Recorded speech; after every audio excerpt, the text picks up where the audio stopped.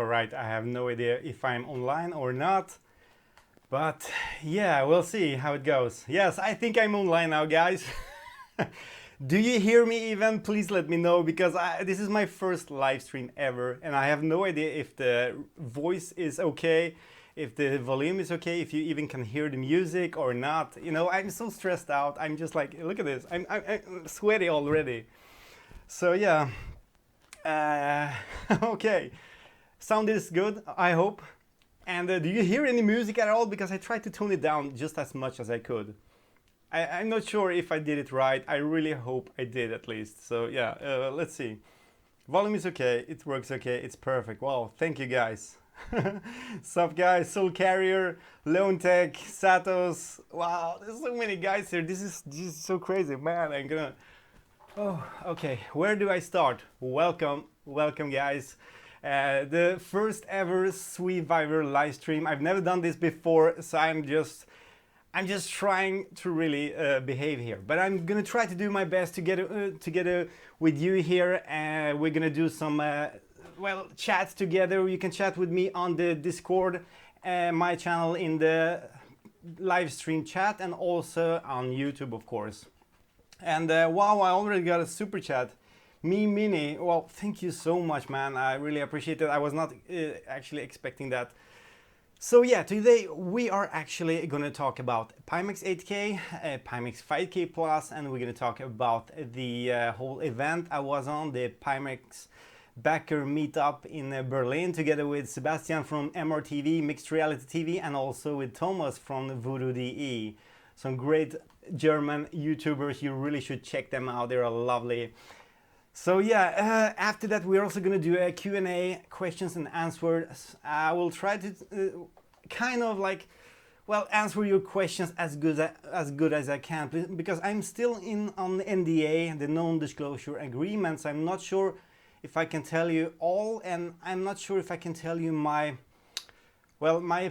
own my own thoughts about the units, which one I would prefer, and so, because that is probably still on NDA, so I'm gonna leave that for, well, the moment, the day, at least, I think it's Sunday, 16th of September, when the NDA is lifted. Then I hope to have some review videos up for you guys, both on the 8K and also the Pimax 5K.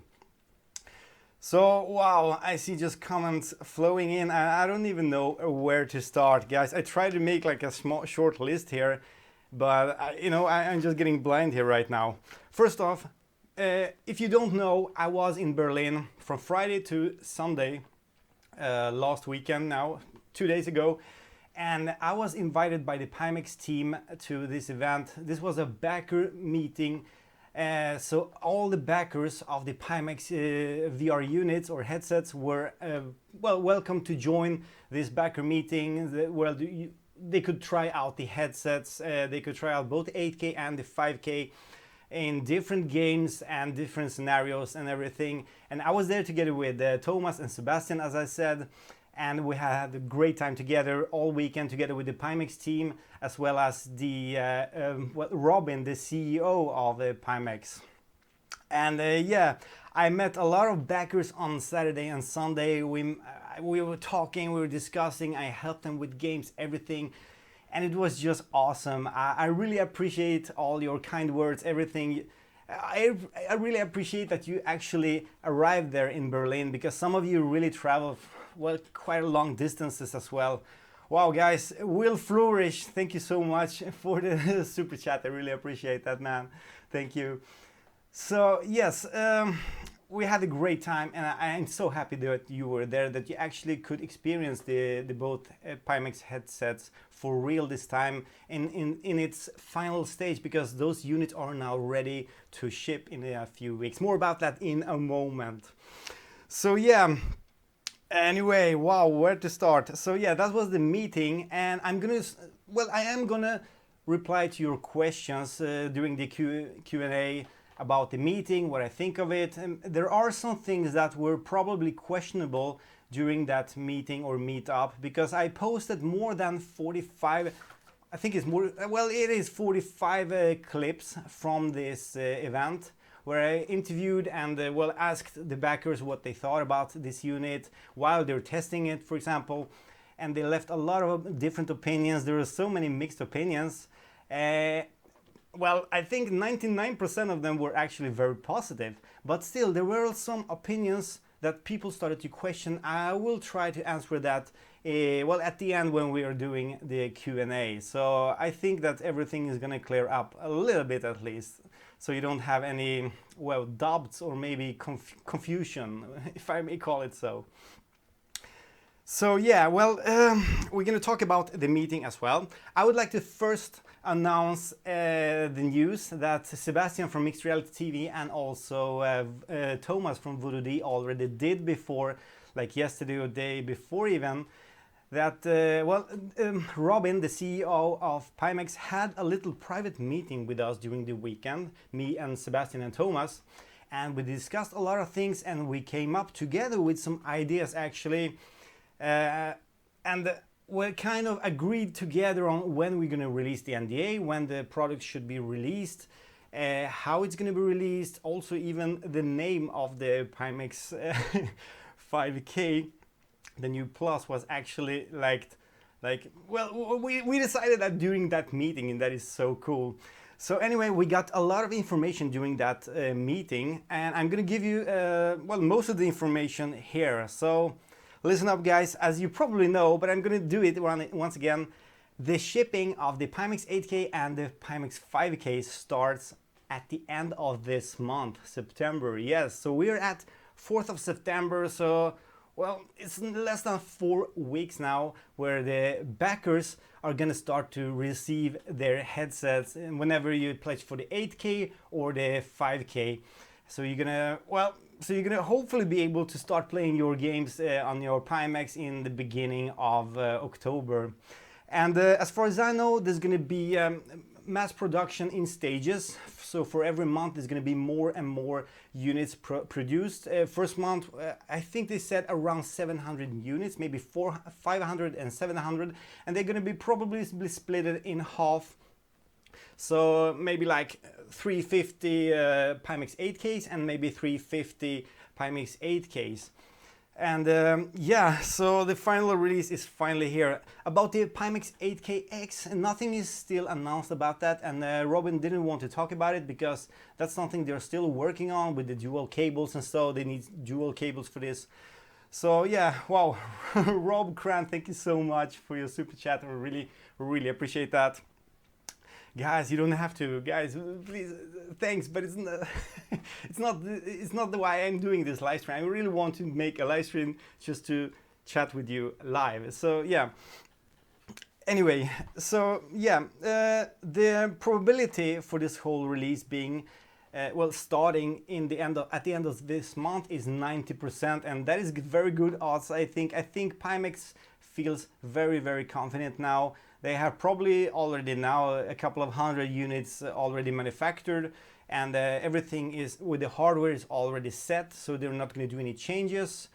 Yeah, I think that, well, as far as they said, every backer that pledge on the Pimax 8K or the 5K is gonna get their pledge before Christmas. So that is so great news. I think a lot of people didn't expect that, but finally we got some statements from Robin, especially the CEO of Pimax, and I'm so happy about it. And well, as I probably said before already, the NDA is going to be lifted on the September 16th. So that's next Sunday, or well, Sunday the next week. So until then, there are some things I cannot mention, but still, up on the 16th, I'm going to tell you all about it. There's going to be so much videos, there's going to be so much testing, benchmarks. Well, I'm going to compare the units, I'm going to do gameplays, I'm going to do reviews, of course, first of all. And there's going to be like, you're going to get bombed with the stuff on my channel, and probably also on MRTV, Sebastian's channel, and also on Voodoo DE, Thomas' channel as well. So well, more about the meeting with Robin. Well, what do we more know? First off, you probably know this already, but the 5K got a new model as well. There's going to be a 5K model, but there's also going to be a 5K plus model. And well, it's called 5K plus, and that is actually me and Thomas who found out this name. Well, we kind of like, we were sitting at the meeting and just started to talk about the name of it. And yeah, we figured out that plus is better. I think pro would be like too much of HTC Vive, maybe, I don't know. So I don't know. Wow, thank you so much. MRTV, look at this guy. Sebastian actually pledged here. Oh man. Oh, pledge. He left a super chat. Man, thank you so much, Sebastian. You didn't have to. We were already supporting each other, man. Come on. And also Chris, thank you. Thank you guys. I really appreciate that. So yes, there's going to be a 5K model and there's going to be a 5K plus model, and we came up with the name of the 5K plus. Anyway, me and Thomas from Voodoo DE. So the big difference between the 5K and the 5K plus is that the panels are replaced now. They are newer, they're better, they're actually from Japan instead of, I think the previous ones was from China. And now they're from Japan and they're improved. They're a little bit smaller, so you're actually gonna, so the Pimax 5K Plus is gonna be able to utilize a little bit more of the screens. So that means also that you're gonna get better PPI or pixels per inches. So a little bit less screen door effect, even though the resolution of 1440p or a 2.5K is still the same.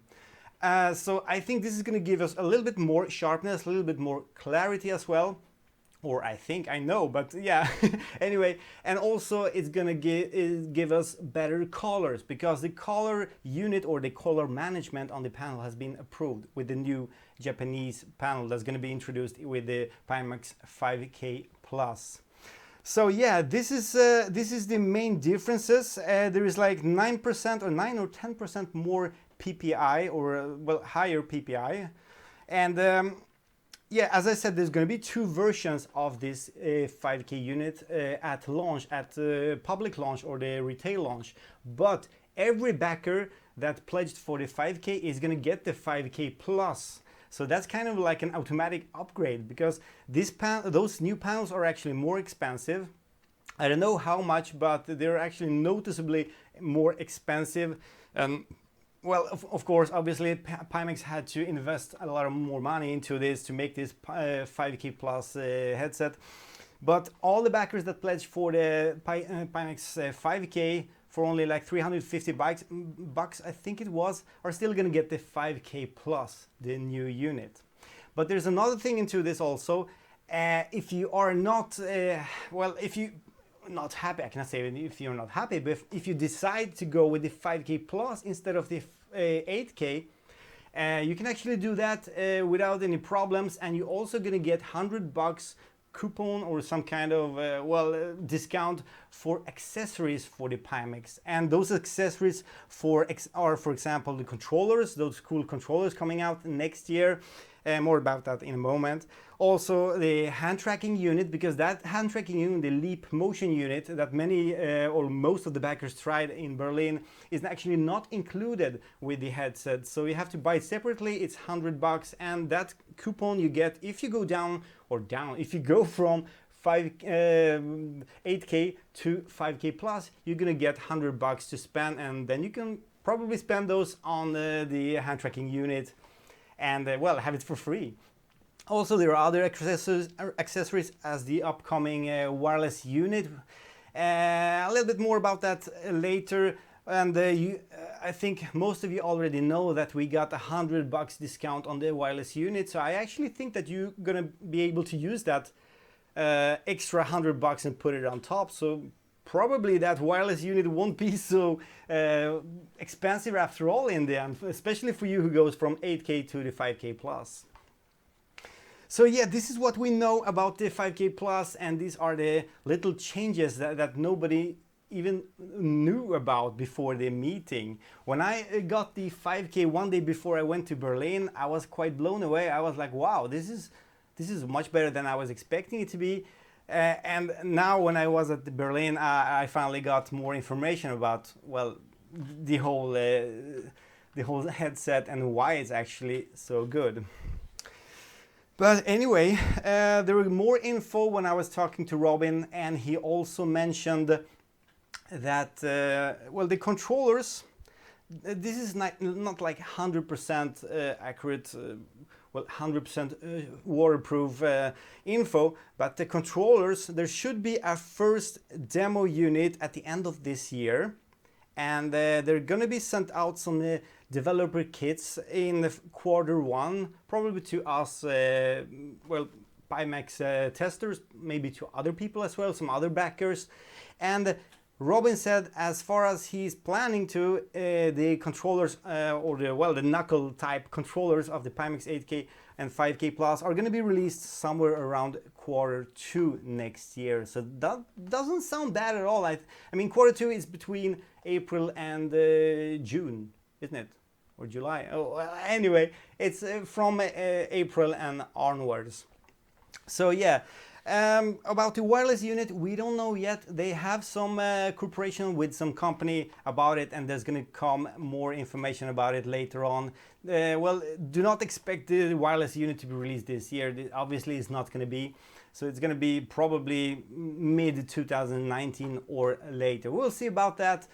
First off, I think Pimax is doing a great job by concentrating or focusing totally on the headsets first to get them out on the market, actually, well, releasing the headset for public, because the full release, for the public release, is going to be as soon as the, well, all the backers get their headsets, and the pre-orders are going to start, I think it was it December or something, or maybe January? It was kind of like, well, in between 2018 to 2019. Sorry, correct me if I'm wrong. I don't remember it all, but as far as I remember, the pre-orders are gonna start maybe early. Maybe it was already next month, October. I'm not sure. Correct me if I'm wrong. Sebastian, Mixed Reality TV, please help me out if you know this. So yeah. Anyway, I see a lot of you are actually typing that, yeah, you were expecting the shipping to be in January 2018, I mean this year, like 7 months ago, but there are some good reasons for the delay, and I recommend you all to check out Mixed Reality TV. He made a video with a interview with Robin, the CEO of Pimax, and he actually explained and gave you 3 very good reasons why this delay even took place, why it happened, why you had to wait almost 1 year more. And I think those reasons are very reasonable, and I think you should appreciate that, because the headset is better than it ever would be back in January this year. So yeah, I see a lot of comments coming in, and wow, this is so cool, guys. Welcome, Dal1 Dal, VR show VR GIMP. Man, Satos once again. It's like, this is so crazy. VR Oculus. Guys, this is so fun. I don't even know where, you know, I'm getting so sweaty now. It just feels so weird to be live with you for the first time.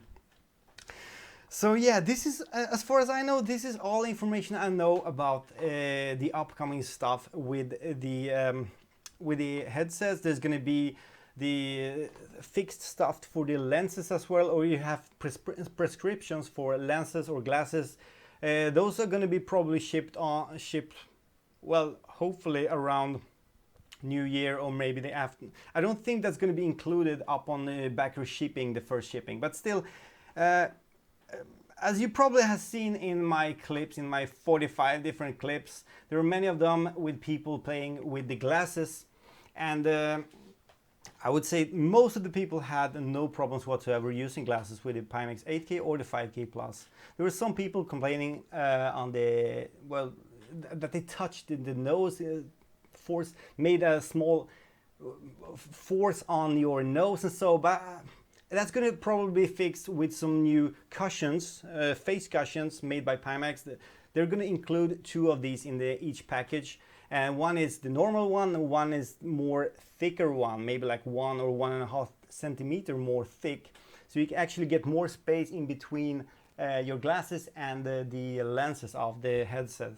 So I think the problem with the glasses is not so huge that we actually were afraid of. So yeah, anyway, guys, this is all I know about the 8K and 5K Plus so far. and as you have seen, as I said, I made 45 clips. I have the link to the whole video playlist with all the clips in the video description of this live stream, and you can check them out anytime. I am gonna do a new video later this week, somewhere this week. I'm gonna do a new video that I'm gonna actually cut together some small footage from those videos and a little bit more coverage that I got. And I'm gonna do a video about this whole meeting in Berlin because it was so awesome. We did so many cool things together. Give me a moment, I'm gonna explain.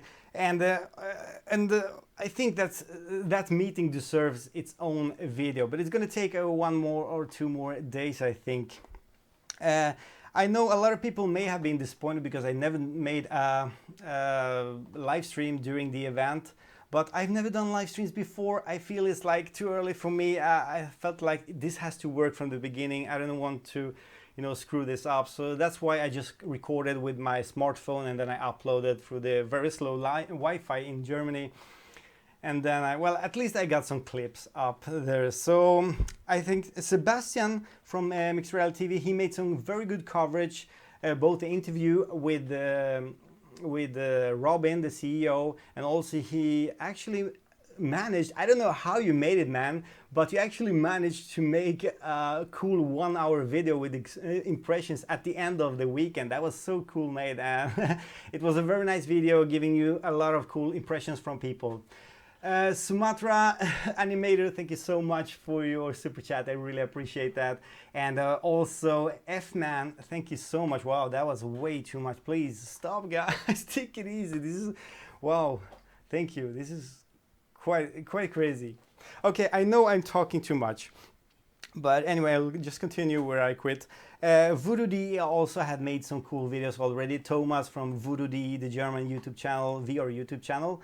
And I really recommend you to check those videos out. You can actually translate his videos, have some automatic captions in English to check out that video as well. So check those guys out. They have some great impressions. And I wish I had more coverage from this meeting for you, but I really did my best.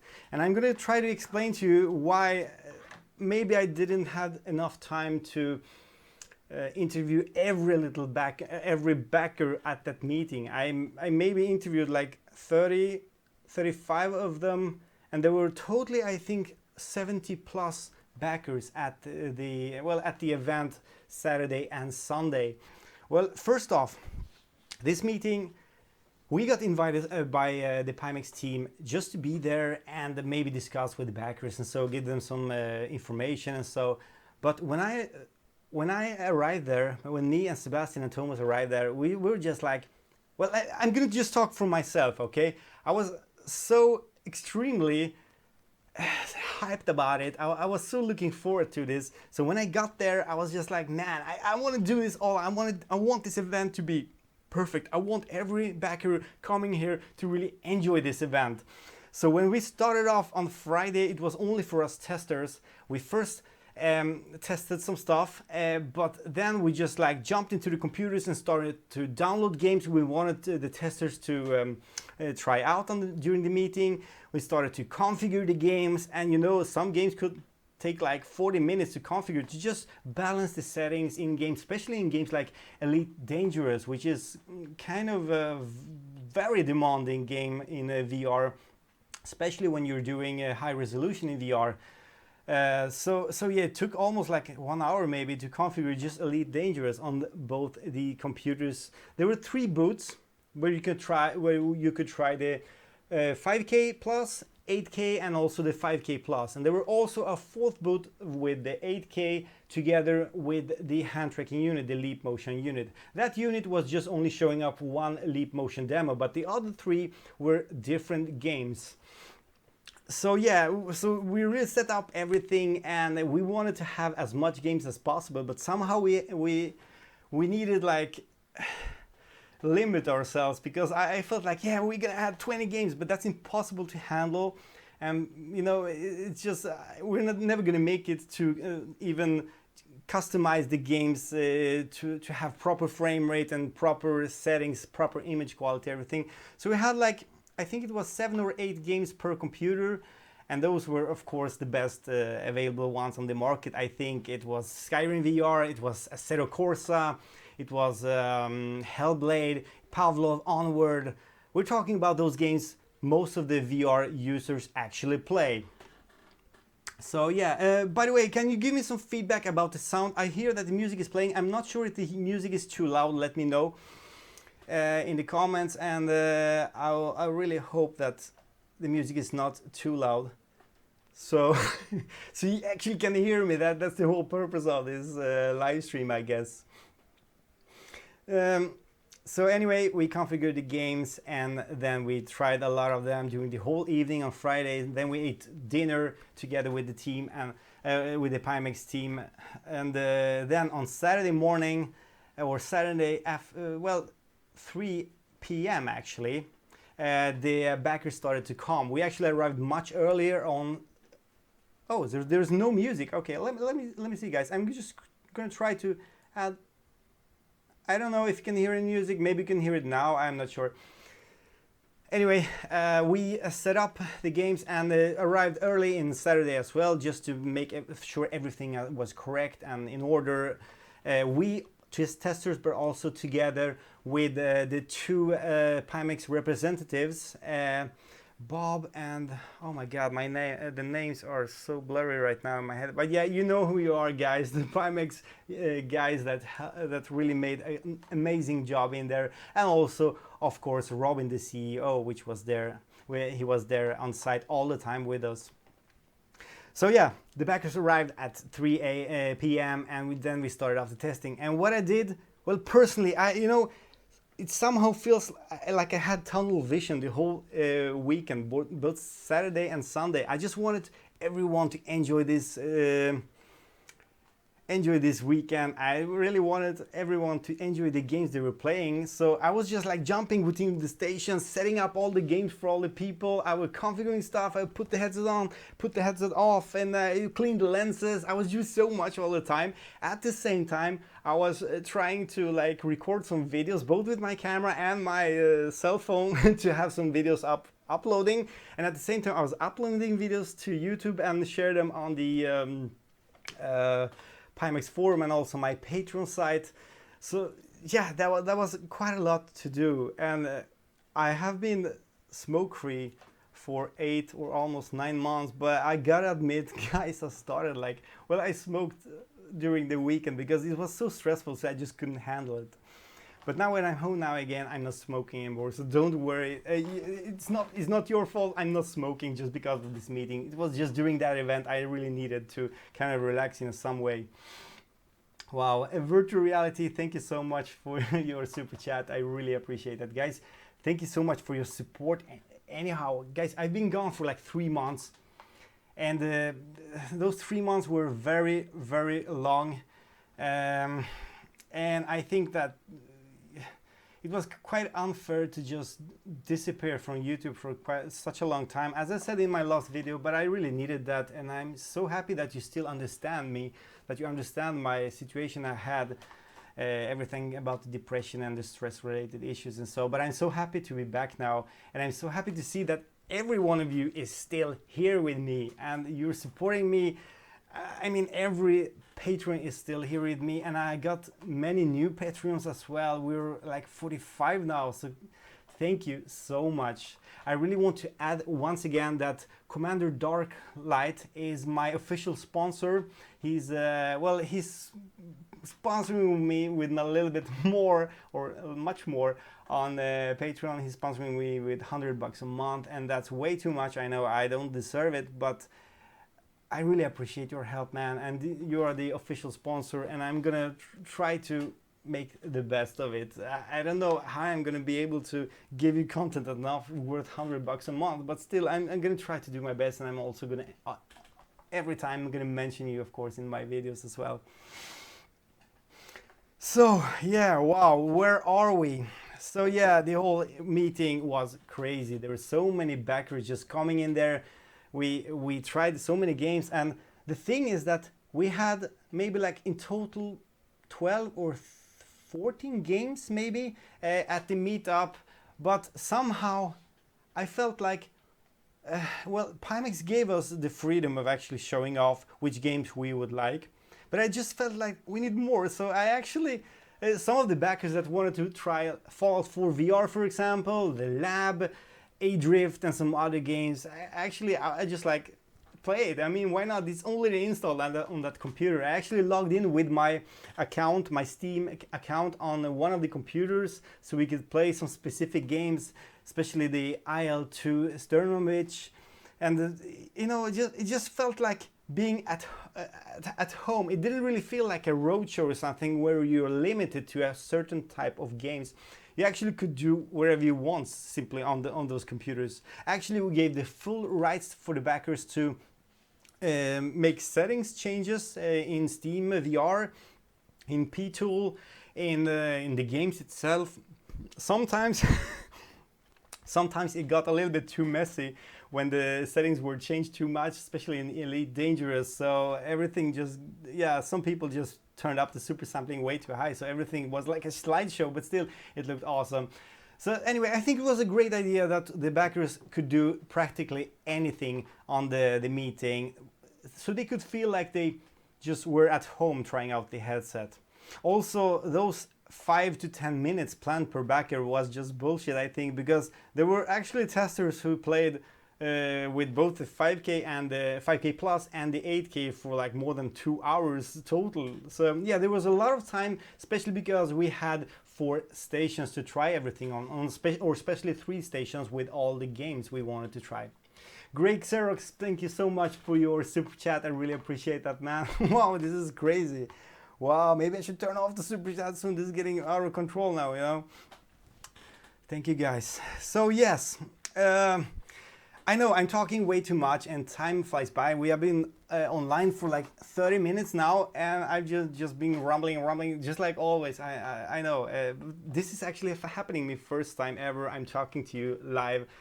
And it's maybe very boring to watch because it's only me here. I don't even know how to switch scenes in OBS to make it, well, maybe put out some of the clips from the meeting. But still, I'm gonna learn this, okay? So have some patience with me, guys. I'm gonna learn live streaming, and then I'm gonna do it more frequently from now on at least. Also, as I said in my last video, I will start off with this channel now again as I was planning to. I was actually first planning to do a regular gameplay video for today, but then I realized like, no, I don't have time for that. So I just like, let's do a live stream. And I came up with that idea 5 hours ago, and I was like, okay, let's see how live stream works on YouTube. So I was like totally unprepared. I didn't know what to say, and I still really don't know what to say. So I'm really happy that we're gonna have that Q&A now, so I know what to talk about, because I'm just getting totally dizzy in my head right now. So yeah, as I said before with the meeting, it was total joy. I think every backer that was there really enjoyed it. And to end this little discussion about the backer meeting and what I think of it, I think I would like to say thank you so much to the Pimax team, including Robin, the CEO of the Pimax, and also Shunshu and all you others that actually decided to give us the freedom to do this, well, backer meetup, just like we were hoping it to be.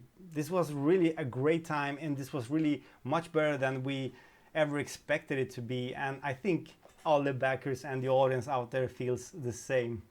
And I would also like to say thank you to all the backers that I met on place there. You were so funny. We had so much fun together. We also ate dinners together, some of us.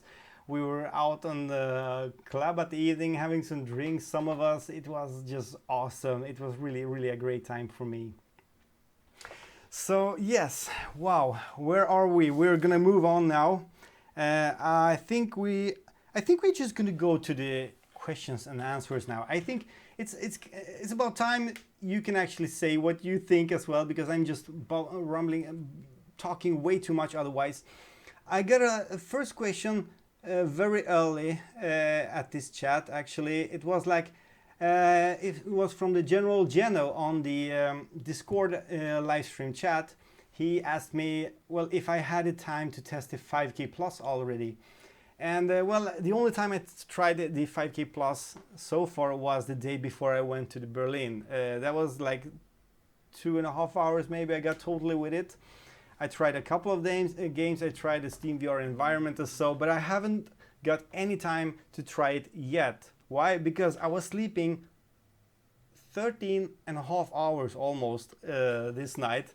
I spent some time with my girlfriend yesterday after I came home from Berlin, and then I just spent some time, a few hours with my girlfriend, and then I just like blacked out on his sofa, woke up middle of the night, went to bed and just like kept on sleeping. So I woke up today like 11 a.m. and it's like, wow, it's time to do something.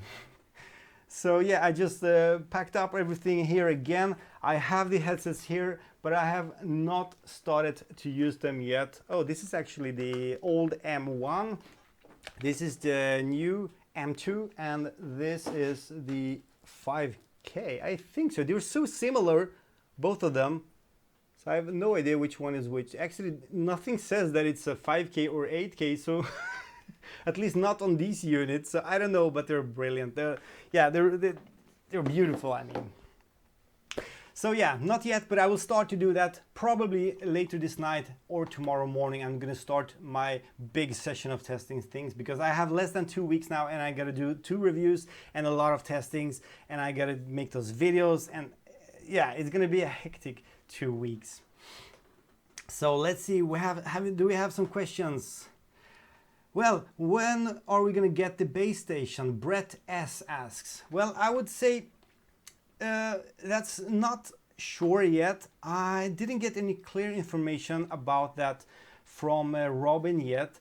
I assume they're working on it parallel together with the controllers, so I would assume that it could be shipped like a developer kit or something together with the controllers in Q1 next year, and then released to the market and the backers first of all, who ordered it in Q2. I think so, at least. I'm not 100% sure, so bear with me, but at least I think so. So I would not expect the base stations to be released before the controllers also are released. I think this would be kind of smart to just bundle it together for all the people that wants the controllers and so. But no, this is not 100% information. So yeah, that was a tricky one actually. If anyone knows more about it, if Sebastian from MRTV or Voodoo D knows it, Thomas from Voodoo D, please let me know, because I just missed some of that information. So what do we have more? Let's see. What device will get more or better add-ons in the future? 5K or 8K? What is better long term? Can we decide after the review on 16th? FJW asks on Discord. Well, I would say the units, as you've seen, they're like identical with the whole construction. They both have one USB-C port in there and a USB-C port below here to connect stuff. Well, you cannot see here because the the hand tracking unit is attached, but that hand tracking unit is attached with, of course, with the USB-C and plugged in. So here you see the USB-C unit or input. So I think the support for accessories and extra stuff is going to be the same with both units. So there's not going to be any difference. Basically, the whole casing, everything is identical on the 8K. The size, the strap, the cables, everything is the same on the 8K and the 5K Plus. So I don't think you should worry about which model you choose in terms of accessories and so. What is better in long term? Well, I don't know. That's we'll see. I need to do more testing. I really need to do more testing to get the whole picture especially with the 5K. I know most of the things with the 8K and the M1 unit I've been using for like 3 months almost, but I still need more time to do the testing with the 5K Plus and just do all the comparisons and so in terms of resolution, in terms of clarity, in terms of everything. So yeah, I cannot answer that now. And I mean, both headsets has the same input signal, 1440p. So yeah, long term, that depends. That's a tricky question, and I will hopefully have an answer for you on the review up on 16th of September.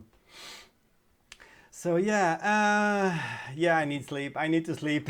Man, you deserve and clearly needed that sleep. General Geno said, yeah, I needed that. I was totally wasted. I still need more sleep because I still feel very, very tired and exhausted after this whole weekend. VR Gimp asks, how was the 170-degree mode? Well, first off, I'm gonna be honest here, and I don't think this is covered by the NDA anymore because this has been like general information during the whole meetup and in my videos that I released also, that there is like three modes, field of view modes. One is small, and that is around 120 degrees. There is, I'm talking about the horizontal field of view. I'm not talking about the vertical field of view, because you really need to understand the difference between the vertical field of view, or I mean a diagonal field of view, and the horizontal field of view. So when somebody says 200 degrees field of view on the Pimax 8K, that's actually the diagonal field of view, on the diagonal from here to there, right? And that's not the horizontal, which is obviously a little bit smaller.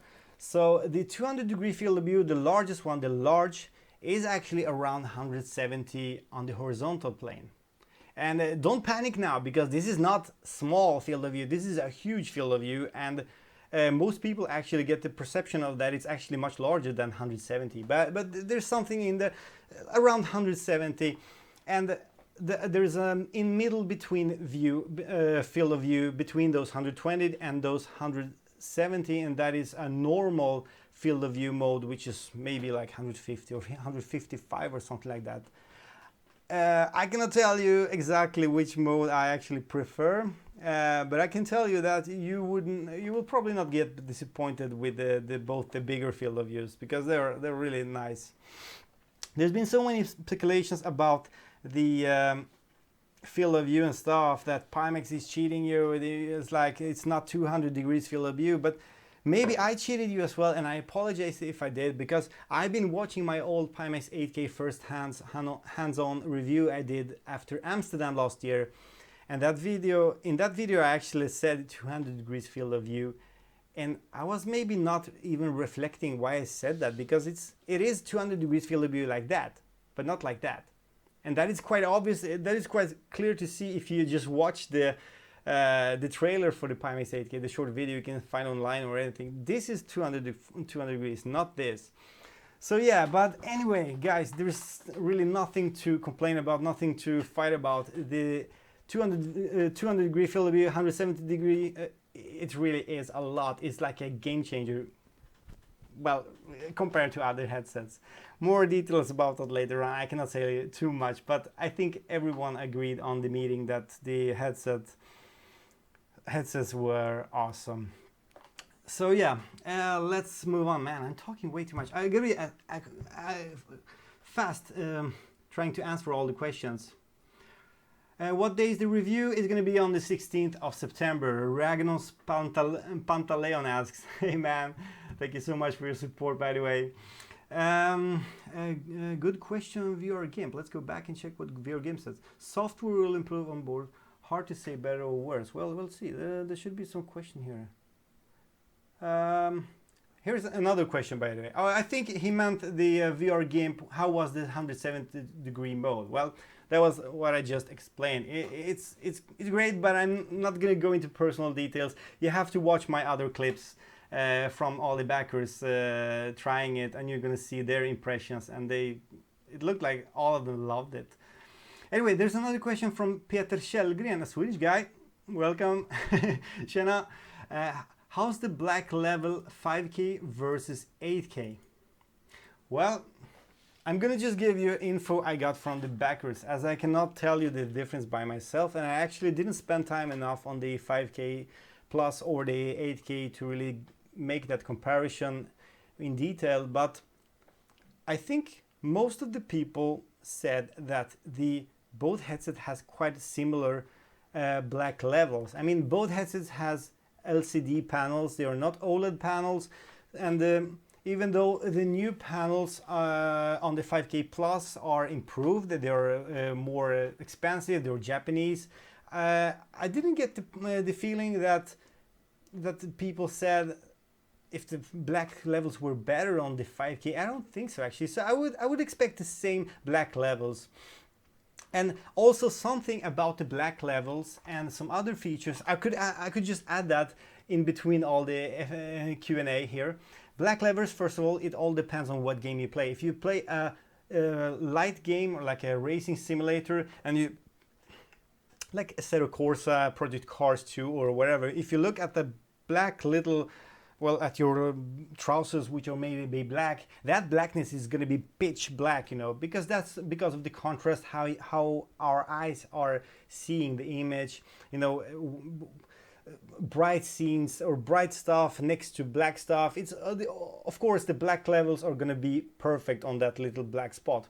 But if you're looking into a game like Elite Dangerous, when everything is quite black all the time, or maybe Paranormal Activity and some other VR horrors, most VR horrors or horror games are actually dark, then well, the contrast levels are not going to help that much. So you're going to see the effect of using LCD panels instead of OLED panels that you have on the HTC Vive Pro, for example. So yeah, there is a way to actually make all this better, and that is by lowering the LCD backlight or the brightness of the panels. And I have requested that, as I probably said in one of my clips I uploaded from the Berlin meeting. I talked personally to Robin, the CEO of Pimax, and he noted it and he promised he's going to fix that. So there will be at least 3 different options so you can go down in brightness. You will not be able to go up in brightness levels on the panels, because the brightness that is displayed is, well, as far as I know, is the maximum brightness. But you can probably go below, like maybe minus 10%, minus 30% or something like that. Hopefully we're gonna get like a seamless slider after a while, so we can just adjust the brightness in like 100 different, well, in 100 different points, right? But still, I think this will actually fix the panel brightness a little bit. Wow, thank you so much for your super chats, by the way. I really appreciate that, guys. Michael, and also oh, sorry the pronouncing. Spamenigma. Thank you so much, guys. So yeah, that brightness option is going to be added in software. So that's nothing you need to wait for another headset, and so it's just going to be added in software in the P tool most likely, or Pi tool, hopefully very soon. Another feature that is going to be added, that I also requested when I was talking to Robin, the CEO, was 60 Hertz mode, but because I really think that the 60 Hertz mode is very, very important. Some people may say that it's great for games because you can then run the games on lower frame rate and it's still going to be fully smooth, well, at least 60 frames per second smooth. But I think most of all it's for movie watching, because if you want to watch at your homemade videos, maybe downloaded content, or maybe in Netflix or wherever service you got there with big screen, or whatever software you're using, simple VR player, I think it's better to have 60 Hertz than 90 or any other value, because it's going to make the image more smooth and without those judders every second or every second and so on. So yeah, so those 2 features are very important, and they're going to get added very, very soon. David Stack, thank you so much for your super chat. I really appreciate that. Oh, Voodoo DE, Thomas is here. hey man, I already miss you.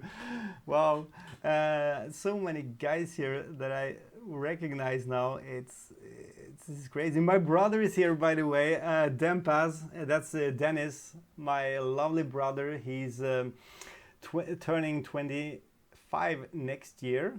Or is this now? Next year, I think, right? No? Yeah, something like that. Sorry, I'm just confused right now. Anyway, he's here. He's also a VR freak. He's playing on the Oculus Rift right now, but he's probably going to get the Pimax very soon. If not, I'm going to fix one for him. So, yeah. Guys, where are the questions? I need to find some questions. Well, the RTX, people are asking about the NVIDIA RTX card. I cannot tell you much because I have pre-ordered the GTX 2080 Ti, the MSI Gaming X version. But I don't know anything about it. I know as much as you do, so I really hope it's going to be great. I'm going to get it around 20th of September in about 2 weeks. And then I'm going to start to do a lot of reviews and videos and benchmarks and so. So yeah, it's going to be very interesting. But so far, I have not much more information about it. Yeah, Johan Deneux is asking a very good question here. Was there a problem with the resolution with IL2 Sturmovik during the meetup? Was it limited by the monitor's resolution? Well, this is something that I actually said. Guys, please correct me wrong if I did so, if I said it wrong. But at home, when I'm here, I'm having a 4K screen here, 27-inch. It's not a gaming screen actually, it's only 60 Hertz. It's mainly for Photoshop and video editing work. But still, I'm using it on my gaming main desktop PC. And when I start off IL2 Sturmovik on that PC, on this PC here, I can actually change the resolution in-game, in the game settings, up to 4K resolution. And when I did so while testing the M1 unit, the Pimax M1 unit, it actually got much sharper. Even though that resolution is supposed to be probably just only for the desktop view, right?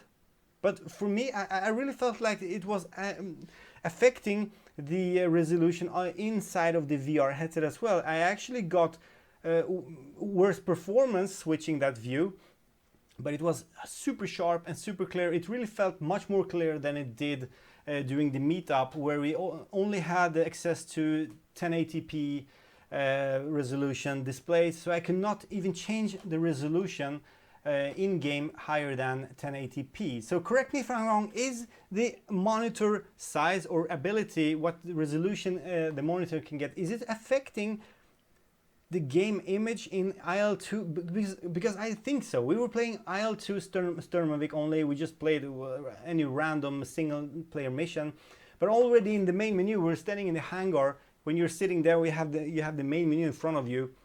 It just wasn't that sharp that I was used to here at home, and I really felt the big difference going from 1070p or 720p to 1080p, but I couldn't go higher. So yeah. Limba Zero says 4K is affecting performance. Yes, of course it is. 4K would be 1.5 super sampling. Well, no answers yet about that question, if I was wrong and not. But I just kind of felt that the resolution of the game could have been higher, because we really tried the IL2 Sturmovik with crazy high resolution, super sampling, and p-tool value, the render quality, which is, well, the bigger value you choose in the render resolution, the higher resolution you get the game rendered in. But if the game itself is rendered in a low resolution from start in the engine itself, then, well, the super sampling will help a little bit, but it's still going to be jagged edges, and that's what we saw in IL2 Sturmovik. So I cannot really answer that question if I cannot get any answers from you guys, if the resolution is really affecting, the resolution in-game in the options is really affecting the resolution in VR. I really felt that it should be, at least.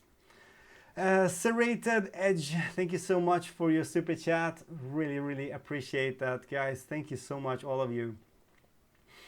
So yeah, what do we have more? Does 60 Hz have low persistence and work with games? What resolution will it handle at 60 Hz? I suggested 3070 times 1600 on forum. VR Game says, well, as far as I know, it should only be a 60 Hz mode, which you switch between in p-tool software. So I think that it will support the same resolutions as you do doing well, the normal resolution of the 8K and the 5K plus. Well, it's not a secret anymore. The 8K is rendering in 80 Hertz. Everyone knows that already. It's rendering in 80 frames per second. And the Pimax 5K Plus is rendering in 90, just like the HTC Vive, Oculus Rift, and all the other headsets on the market. But I would say that no one, as far as I know, during the meetup actually saw any difference between the refresh rate between those two headsets, and I didn't as well. This is maybe breaking in today, I don't know, but I don't see any difference between 80 and 90 frames per second.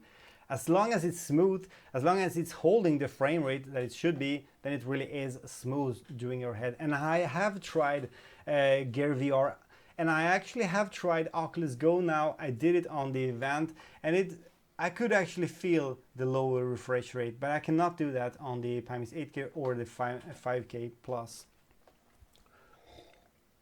Greg Xerox is asking about any information about wireless module. Well, as far as I know, this will be somewhere around next year, mid 2019 or later. We'll see.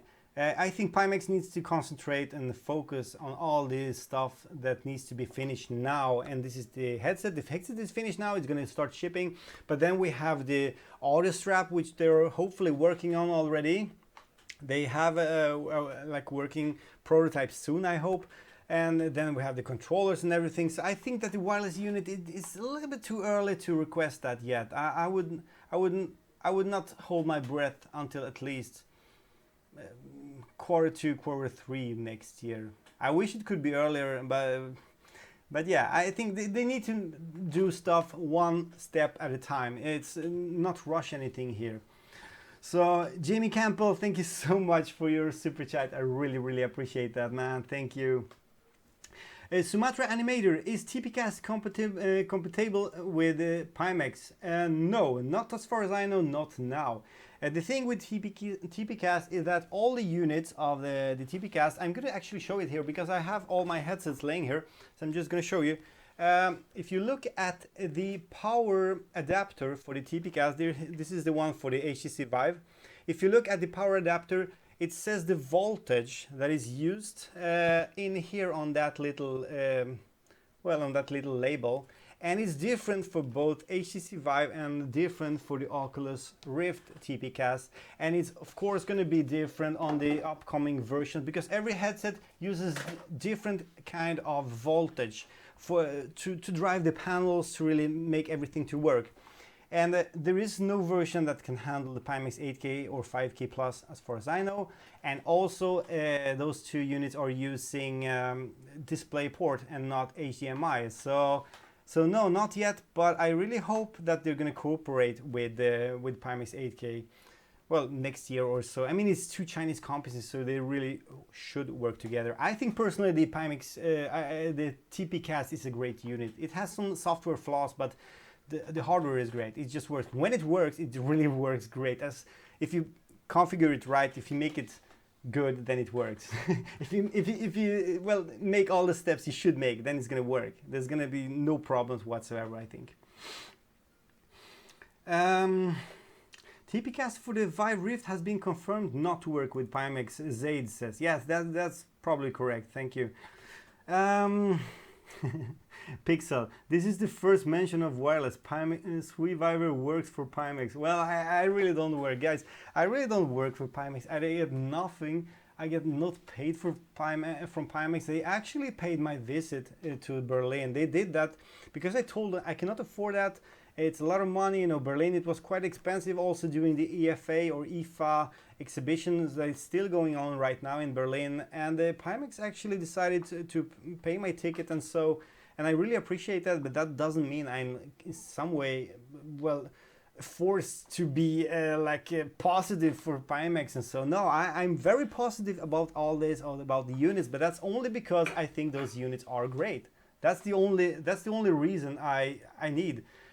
And seriously, the company doesn't say much to me. It's not about the company, it's about the headset. I want the best experience. I want the best VR headset available, and I want you to be able to enjoy it as well, just as much as I do. So that's why I'm so holding tight into Pimax, because Pimax is actually doing something more than any other company is doing right now. And I'm not gonna even start a discussion about Star VR. Some people have been asking me about Star VR here. If I've tried it, no, I haven't yet. If I'm gonna buy it, no, definitely not. Not if it's, well, maybe if it's $2,000, but if it's beyond, well, I cannot afford that. I already spent 1,400 euro on the RTX 2080 Ti. Just like now, I still haven't paid it even. So now I cannot afford a unit that's probably gonna cost like $4,000. Same for the X-Tal. So for me, Pimax is the only option. This is the only option for me to be able to run games with high field of view. It's not going to be perfect. There's going to be some slight distortion. There's going to be LCD panels, but still, seriously guys, we cannot get it all, especially not for that price. So no, I'm not working for Pimax, and I'm not in any way related with them more than just, I decided to help them out during this meeting together with Sebastian and Voodoo D. I think they actually deserved it. I'm glad that I really made this, well, we made this meeting possible and so good as it became, because people were just genuinely happy and it was awesome. Sweet Viver, don't you think you should upfront about your sponsoring? Man, Pixel, I just told you everything you need to know, I guess. What would you guess September 4K Plus price will be for general public? Well, David Stack is asking.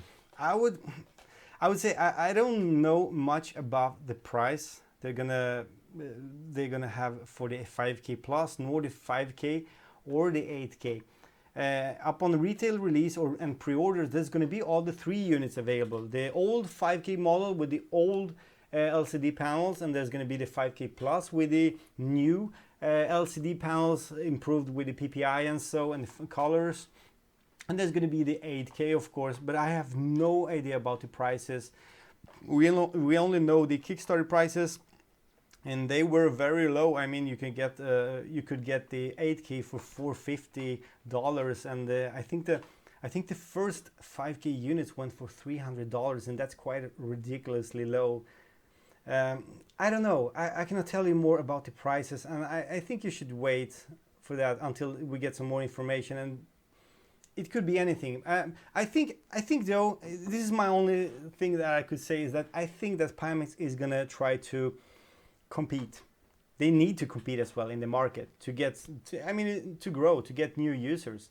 I mean, a VR headset is nothing like you buy every single day, but if you can actually release a product which is better and has more features, wide field of view, better resolution, everything, for a very competitive price, or a very good price compared with the competitors like the Vive Pro, for example, I mean, it's a very smart move. So I doubt that the headsets are going to be very expensive. I don't think so, because that wouldn't gain Pimax in the long term. They want to aim for the mass market, the big mass of VR gamers. So maybe they will not differ so much from the original Kickstarter price. I don't know. We'll see. I'm gonna reserve myself there and don't tell you more, because I'm not sure even. Sweevar will make me a baby. I don't have any kids. I don't have any baby. I don't know if you meant it that way, but it was quite fun. I'm getting quite tired now. Yeah. Anyway, let's move on. Thanks for everything you did, guys. I did it both for you, but also for me, for myself. I think it's. You know, I knew all the time that those headsets were not bad. I knew it all the time, but the whole community was kind of against me for a while. Like, no, Sweet Viver is only positive. He's just like selling things to people, you know, a good PR guy, but he doesn't mention the flaws and everything. You know, it was like a huge wave of people just like throwing shit not only at the Pimax headsets and the team, but also at me. So somehow when I felt it was time to show it off, when I felt this is actually a great unit, so I felt like I'm gonna try to do my best to really show them what this unit really is capable of. And that's why I was like forcing, I was just like constantly busy the whole meeting. I was just like running around and made everyone pleased, because I think that people deserve to see it. And now, after the weekend, when I'm totally exhausted, I feel so happy, because now I can finally say to all the guys, all the haters, all the trolls, it's like, well, it's not only me. If 70 plus or 80 other people are lying, if I am lying, then it must mean that 70 or 80 people are lying as well, including Thomas from Voodoo D and Sebastian from Mixed Reality TV. So, well, you get my point, right? Anyway, don't mind the troll. Now I want Radsuck on YouTube. Thank you, man. So yeah, let's see. I want more questions. When can non-backers order, and what will be the price? Well, as I just told you, I don't know about the prices, and I actually don't remember the pre-orders, but I think, if I don't remember it wrong now, please tell me if I'm wrong, but if I remember it right, it's going to be at the end of October or something like that. The pre-orders are going to stop. Then I don't know when those units are going to be sent out to pre-order, to people who pre-order it, but still, it's going to be available for the first pre-order batch in October. I hope. I think. I may be wrong, but I think Sebastian, if he can comment, he knows that. I remember we talked about it. Let's see. I'm just gonna hide a comment here. There was some swearing. Guys, please don't swear. It's just not necessary. We're all adults, I think. So yeah, it's not necessary. Is it okay? 321 hookage. Is it possible to use the P tool or Steam to lower the resolution, therefore it's scaled down to 1440p, and improve performance for the headset? Yes, it's well. I cannot tell you all the details how it works, but yes, within P tool you can change the resolutions to higher and lower. You can go below 1.0. So I mean, all the backers saw that on the meeting. So yeah, you have a high customization ability in both P tool and Steam VR. That's what we played around with a lot on the meeting. People were testing stuff, and maybe some of the people were very afraid about the high resolution we were outputting, but I mean, we try to balance the resolution and the image quality together with the performance, so we could gain good performance. And yeah, the performance, I could just mention a little bit about the performance. I mean, we've been talking about it so much in the forums and everywhere, so I don't think it's covered by NDA anymore. You're gonna need a good computer for this, for those headsets. By choosing the 5K Plus, you're gonna probably yield a little bit more performance, because it's, well, obviously you don't need to output such a, render such a high resolution when you're still sending the native signal to the panels. While you're using the 8K, you're kind of not forced, but you should render a higher resolution than the 1440p resolution. So you're rendering a high resolution, then you're downscaling a little bit to 1440p, and then upscaling it again in the headset to the 4K panels. And this way the 8K is going to be a little bit more demanding. But how much, I cannot tell you much yet, especially since I have not played around with the 5K unit yet, except for the moment, well, before the backer meeting. But still, you're gonna need a good computer. You're gonna need a good graphic card, and the previous minimal requirements Pimax gave you of 1070, it could work for the 5K Plus, but it will probably a little bit on the lower side for the 8K. Much more information about this during my review videos and also all the testing, because except for the review videos, there's going to be a lot of testings in games and the gameplays, and a lot of performance testings, and I'm gonna test it. I'm gonna show you the frame rate on screen so you can see the difference while changing the headsets. Also compared to the Odyssey, the Vive, the Rift, and all the other headsets I have. Or, well, that was the all headsets. I don't have the Vive Pro, unfortunately. So yeah, let's see. Regos Paltman, I trust in SweetViver. Thank you so much, man. I hope you're not the only one here. Let's see. FJW, I'm in a dilemma. I backed for the 8K, Backer 3000 something. I bought another 8K pledge, Backer 5000 something. Which one should I switch to 5K plus? If I switch the second one, I will get into a clusterfuck because I didn't get the Kickstarter account. I only have a contract with a guy. Luckily, he lives in the same city, but I think I will prefer the 8K. But I don't want to wait for 5000X Backer number. Well, that's a tough one actually, to be honest. Well, you bought the second pledge, which was an 8K pledge, and I would say to not make it too difficult and complicated, I would just leave that 8K pledge becoming an 8K pledge until you receive it when the 5000 plus backers are going to start to receive it. And I would go for the 5K plus first, just because that's probably on your own account and you can just easily have the contact with the Shunshu or the other Pimax guys. So yeah, it's a tricky question, and I'm not going to recommend you to change any of the pledges and so, because I think I will wait for that in my reviews and videos, my upcoming videos, because I think that's more fair. And also I'm under NDA, so I cannot really tell you all about my experience. I think both headsets are great. They're really, really great, but both headsets has its pros, I would say. I wouldn't say cons, but I would say pros in different ways.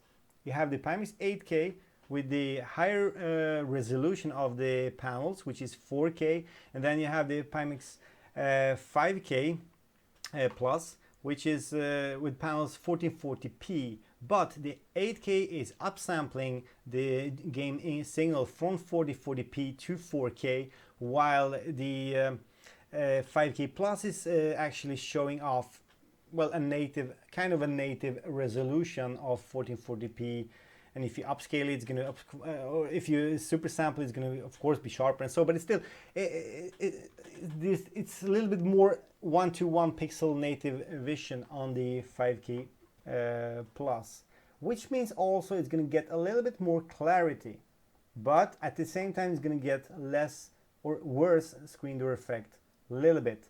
Some people agree, some people don't. That's the whole cool point about it. There's so many different opinions about these two headsets. Some people actually say that the screen door effect is like, difference is minimal.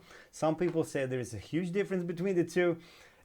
Some people say that the 5K is more sharper and more cleaner, while others say it's the opposite. My point of view and my final conclusion, you're gonna get that up in the reviews and all the videos, well, from 16th of September and onwards. So yeah, let's see. Would you rather have wireless Vive Pro in a 2-car garage or a wired Pimax? Well, I love wireless, you know me, guys. This is actually Kent Wipo is asking on Discord, a live stream chat. Well, I would say I love wireless. I think it's great. I mean, I got used to the wireless Vive and Rift a long time ago, and I gotta admit, it is a pain to play with the cables again. I mean, not playing sit-down games, simulators and such, but if you want to do room scale games in my area in here, it is a problem. You get used to it so fast. So yeah, it is going to be a problem, but I think that the level of immersion I get with the new headsets, the Pimax 8K or the 5K plus, it gives me more it weighs more than the wireless thing. Anyway, I would say so. I'm ready to actually sacrifice the wireless for a while just to get the better clarity, the better resolution, and especially the wider field of view. So yeah, no, I would say no to Vive Pro and wireless, to be honest. I don't need that anymore. And if you have seen my clips, and if you were in Berlin, you're gonna hear from a lot of people that even the 5K Plus looks. I'm gonna quote the guys. It looks and feels more high resolution and more crisp and more clear, or the clarity is better on the 5K Plus than on the Vive Pro, and that's quite a good. I mean, that's huge. If people say that, then yeah, I'm not saying anything yet, of course, but I mean, if the 5K Plus can give you a higher resolution, if it can give you better clarity, wider field of view and everything, I mean, what's the point with the Vive Pro? That would be the wireless stuff, of course. That's the only reason then. But yeah, you get my point, I think. Could you force Pimax 5K to scale to 8K? Commander X Viking Steel is asking. Commander X Viking Steel, okay. Is that Commander Darklight? No. I was just like totally confused about the names. Well, you can upscale. You can. No, you cannot upscale. You can like super sample, but you cannot upscale. And General Jello actually answered that already. You can always super sample. But the panels are still only 2K or 2.5K or whatever you call it. It's 1440p panels. So you cannot upscale the image itself if the panels are not bigger, but you can of course super sample the image, and that's going to give you more sharpness and clarity, even though you're still using the same 1440p panels. Okay, Paradise DK, hey man, welcome. Sorry I didn't notice you before. Welcome joining this chat, a lovely VR YouTuber, Paradise DK. You really should check him out if you haven't. He's here and he has a question as well. Have you had any technical faults with the Pimax that you can talk about? Technical faults? Well, I'm under NDA and we had issues during the M1 beta testing phase. There were issues. Technical or not, there were issues, but I cannot go into details here, so that's a very tough question. But I can tell you that during the meetup, there were some people that were actually mentioning tracking issues, but I'm not sure if that's really related to the headset at all, because you know, sometimes people are just like touching the, you know, the lighthouses were standing on the stands, just like tripods, you know, and sometimes people like push them a little bit, or maybe like, yeah, kick them a little bit. I did that a few times.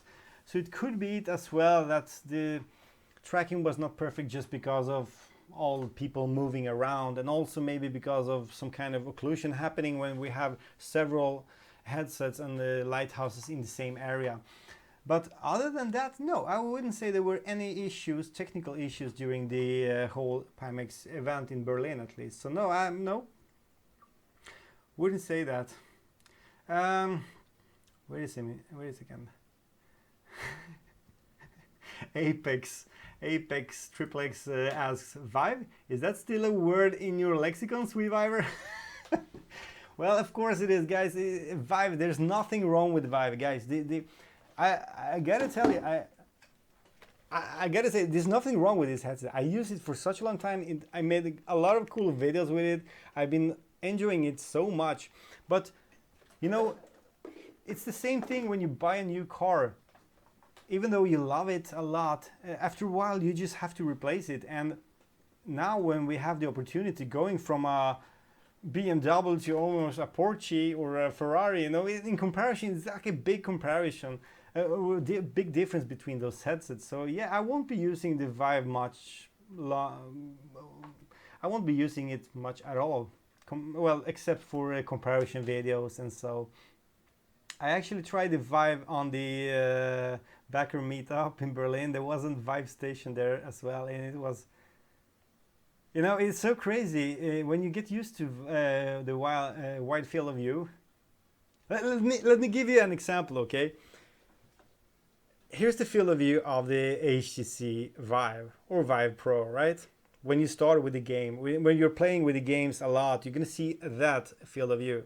Then you go to Pimax, the field of view is gonna be like this. Okay, it's gonna be, wow, this is cool.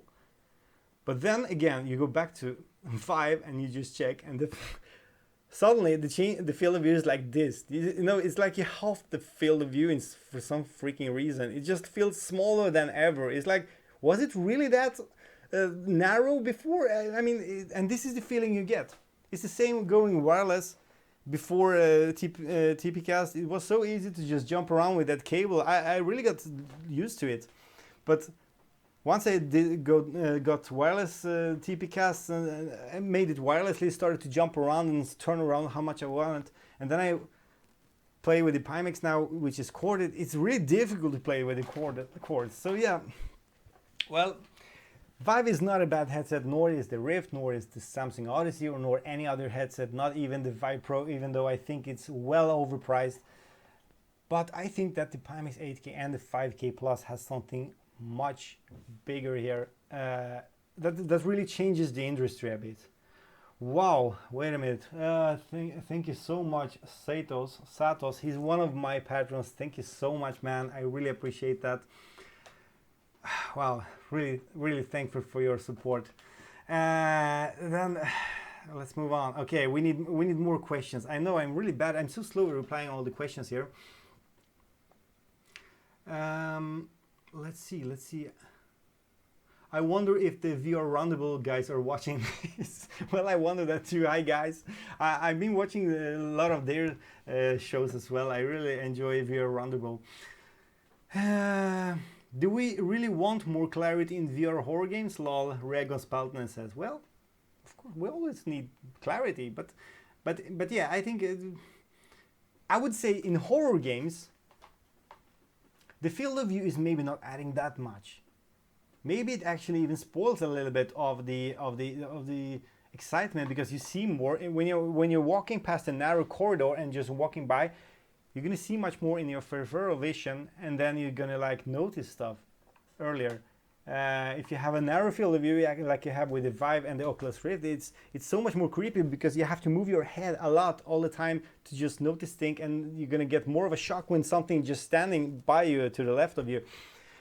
So yeah, but that's VR horror games. Most of the other games like racing games, flight simulators and everything, it's such a huge difference with the wild field of view.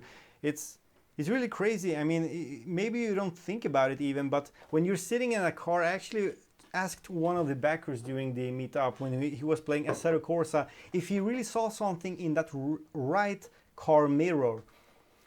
And he answered that he saw fully clearly in the left mirror while he was watching like straight forward at the road while driving that car. And it was not a Formula 1 car, you know, with you know, the mirrors so narrow close to each other. No, it was a regular racing car with a left mirror, right mirror, and an upper mirror, of course. So the left mirror was fully clear while he was just, I mean, looking with his eyes, and the top mirror was, of course, clear. But the right mirror was not fully clear, but he could still distinguish if something were coming or moving over there. And that adds so much into racing simulator games, where you can actually feel and see that cars are coming in behind you in that mirror, and then they're coming slightly to your window on the right side. Even though you don't move your head, it's still going to give you that, oh, something is coming. And this is the same thing when playing Pavlov or games like Onward. It's such a difference when you can actually just like stand in a corner and just like watch straight forward with your weapon like this, and you don't even have to move your head like this all the time with like you do with your HTC Vive or Oculus Rift, just to see if anything is going around the corner of that house. No, you can just stand still and just wait for it, because once something pops up, maybe it's not going to be fully sharp on the 170-degree field of view, but it's still going to be like, hey, something is moving, and then you turn around, and then you know someone is there, and then you shoot him right away. So in games like this, it's such a huge difference having that wild field of view. It's crazy.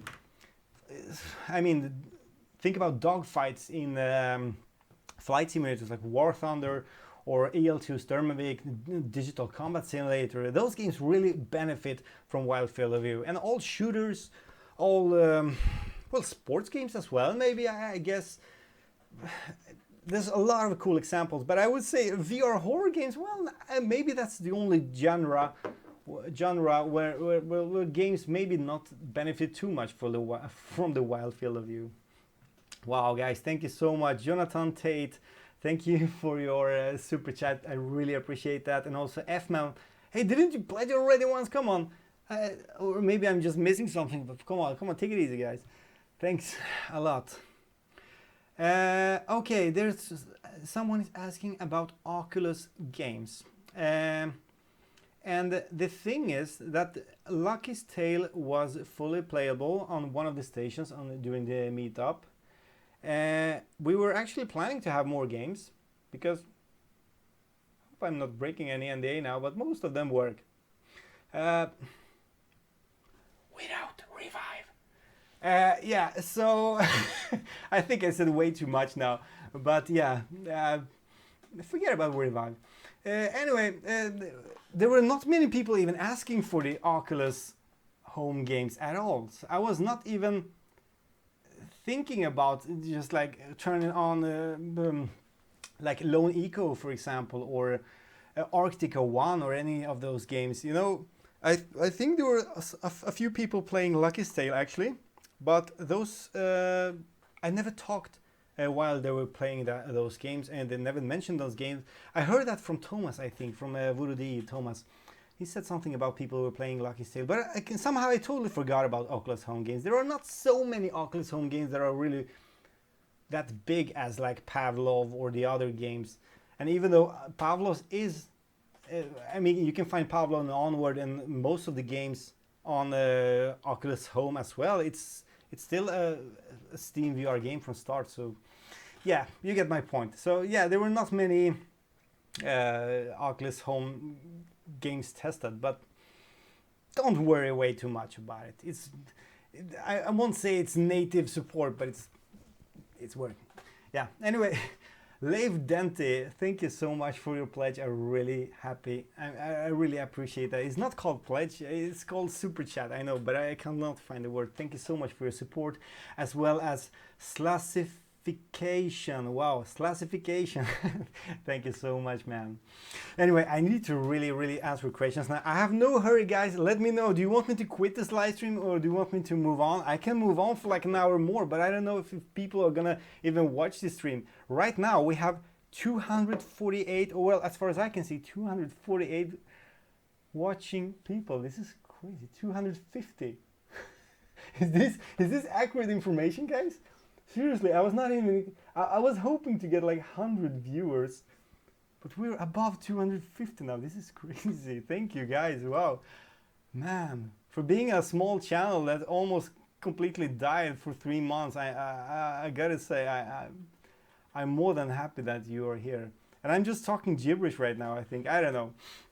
Anyway, I think I can squeeze out some stuff here during my gibberish talk. So hopefully you're gonna so yeah, like that thing I said a couple of minutes ago. Maybe I did wrong, but anyway, the people on the meeting actually saw that, and they're going to talk about it probably anyway. So anyway, Yannick Hubert, Sweeviver, please show us the lenses of the Vive versus the Pimax lenses, please. Well, okay, why not?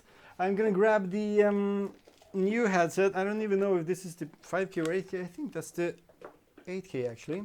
The new 8K M1. And I'm not sure. Well, I don't think I'm breaking any NDA anymore. So many people have seen those lenses already. So yeah, this is it. I hope you can see enough. Vive and Pimax 8K next to each other. It looks quite crazy, I know. It's such a huge difference. Yeah, there we go. Is this better? Yeah. I hope you got a picture of this.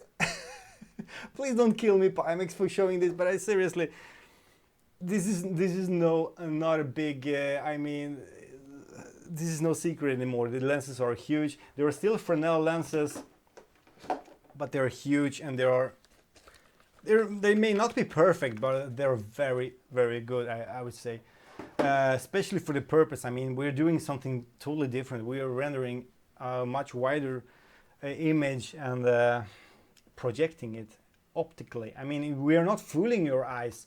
You're not fooling your eyes looking at a 170 degree field of view image. You're actually watching at this 170 degree field of view image, and that's, you know, 170. If I would just like make an example of a paper or something, you know, let me just grab that paper. I don't know if you see this, but you know, if you have like two of your eyes here and you have the field of view, you know, the difference, oh, maybe it's a bad example, but the difference between 170 and 180 is like minimal. It's like minimal, I promise you. Especially if you take a look at the ROV, real or virtual field of view test. There is a very good test to show, well, to test a few things like glare and some other things. I actually used that tool in my HTC Vive lens swap video. You should really check out that tool and just stand in the right position and then start to look for the 170 mark and the 180 mark, and then you realize it's like not even a centimeter of your vision it's the difference between 180 and 170, much less than that, I think. So 170 is a huge resolution bump. It's a huge resolution bump between the 110 and wherever it's in on the Vive and Pro.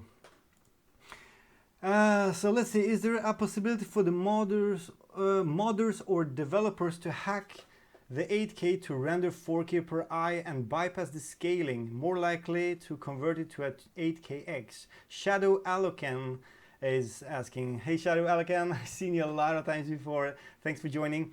Well, I have no idea about how what's the difference will be between the 8K and 8KX in terms of hardware internally. I don't know how that's going to be managed. I don't think that it's so simple by just, well, plugging out the upscaler and suddenly you have like 4K resolution. I think it's more complicated than that. Maybe there's some totally brand new PCBs.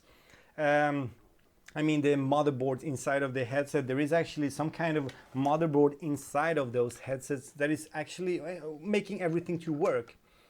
And yeah, that was actually, I'm not sure if that's under NDA and so, but there were some changes made in the M2 compared to the M1 in terms of the motherboard as well. So yeah, so anyway,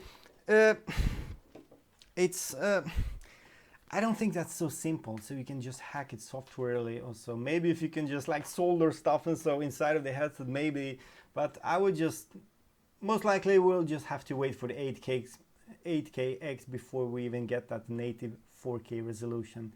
And if that difference is going to be that huge between the 8K and 8KX, we'll see about that. I don't know. I don't know. I mean, we don't. Okay, I'm not gonna say too much. Sorry guys, it's way easy to just start talking. You know, I'm so excited about everything. I would like to share everything with you now, but I cannot. I'm sorry. Wow, I'm getting sweaty. Sorry guys, I look terrible. I look terrible, but still, yeah.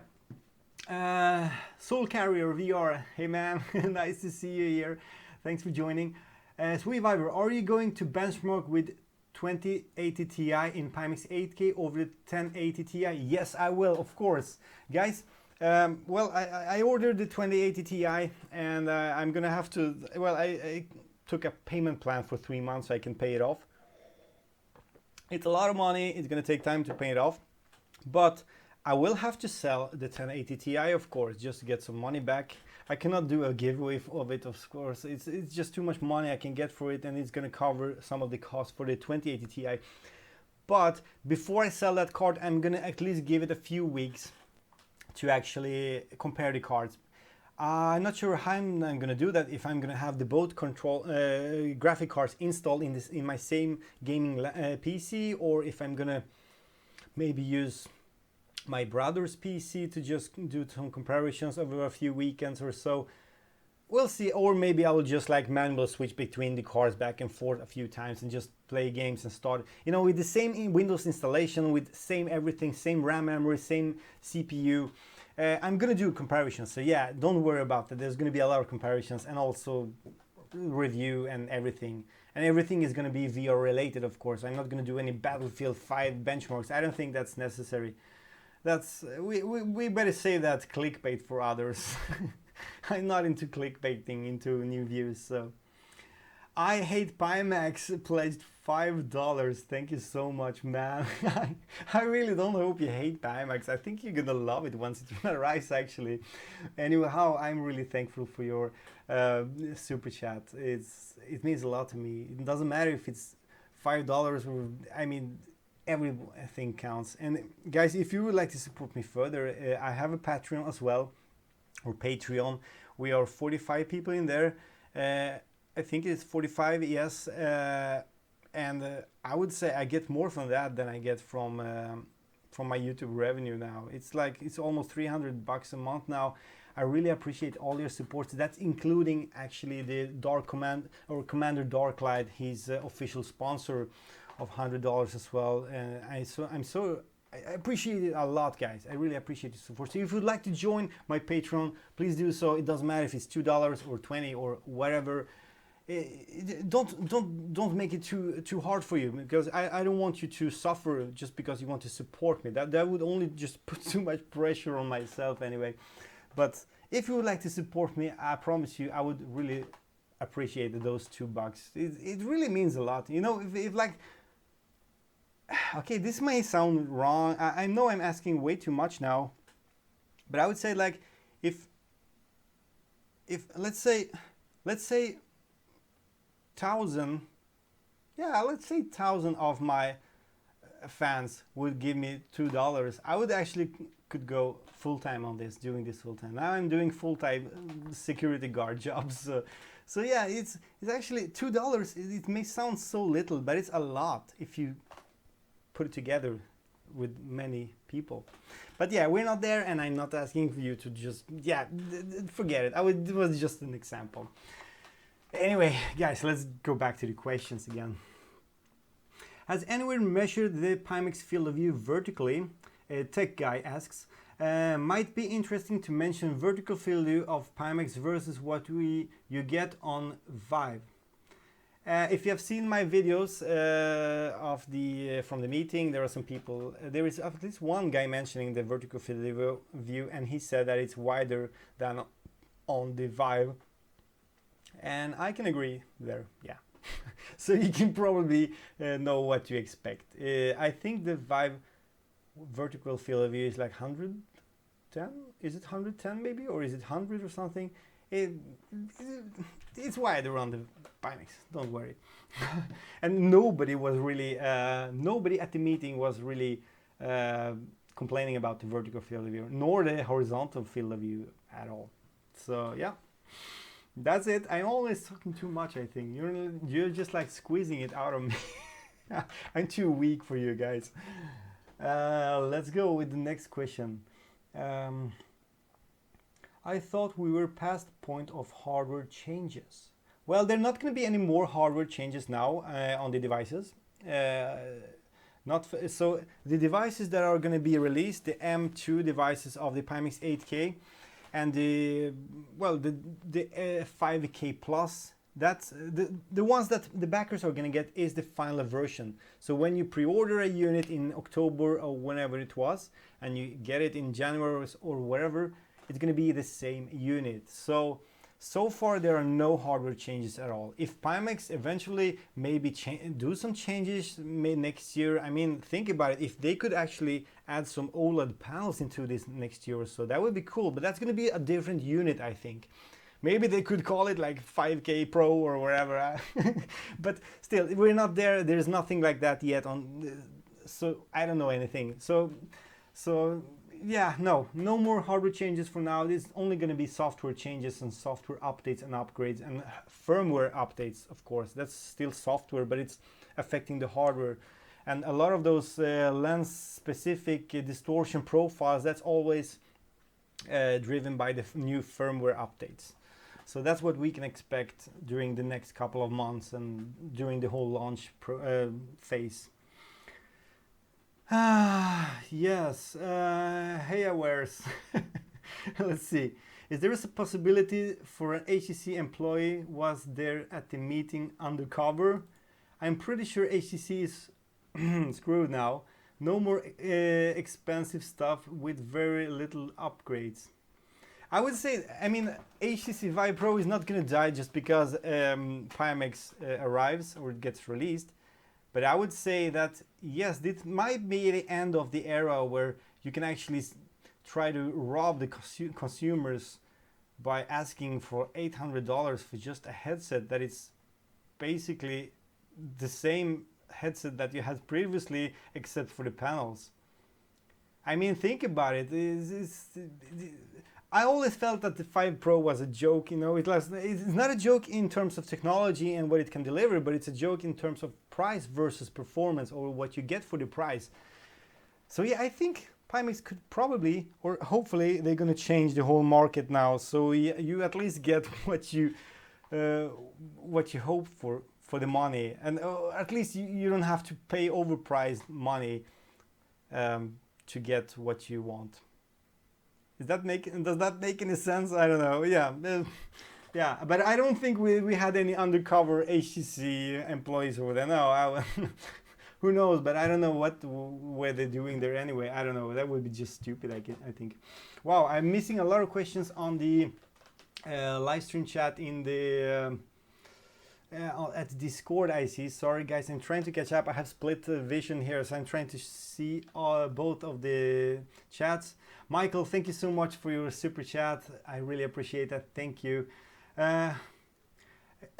Grumpy Modeler, will Pimax have outside in or inside out tracking? Both? Well, that is a strange thing. That was not even covered during the Backer meetup at all.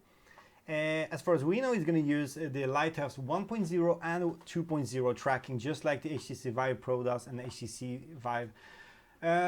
So it's outside in tracking, of course, but there's nothing about inside out tracking yet. And I remember that during the Kickstarter there was talk about it, that they're going to use P tracking or whatever, their own solution for tracking, but this has not been discussed at all, and I'm not sure if it actually will be there. And I would say if they don't release it, then it's nothing you will.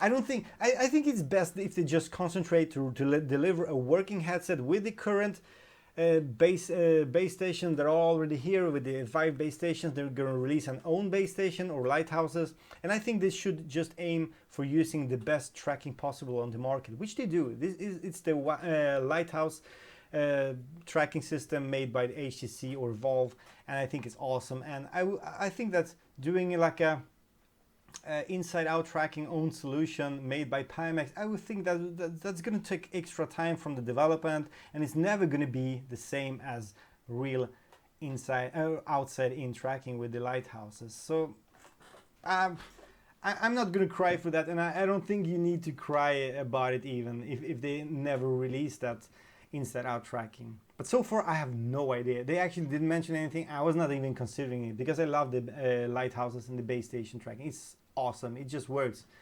It's better than the Rift tracking, I think. Pixel, what's the difference between 5K and Vive Pro except for the panels and lenses? None. Well, you have the field of view.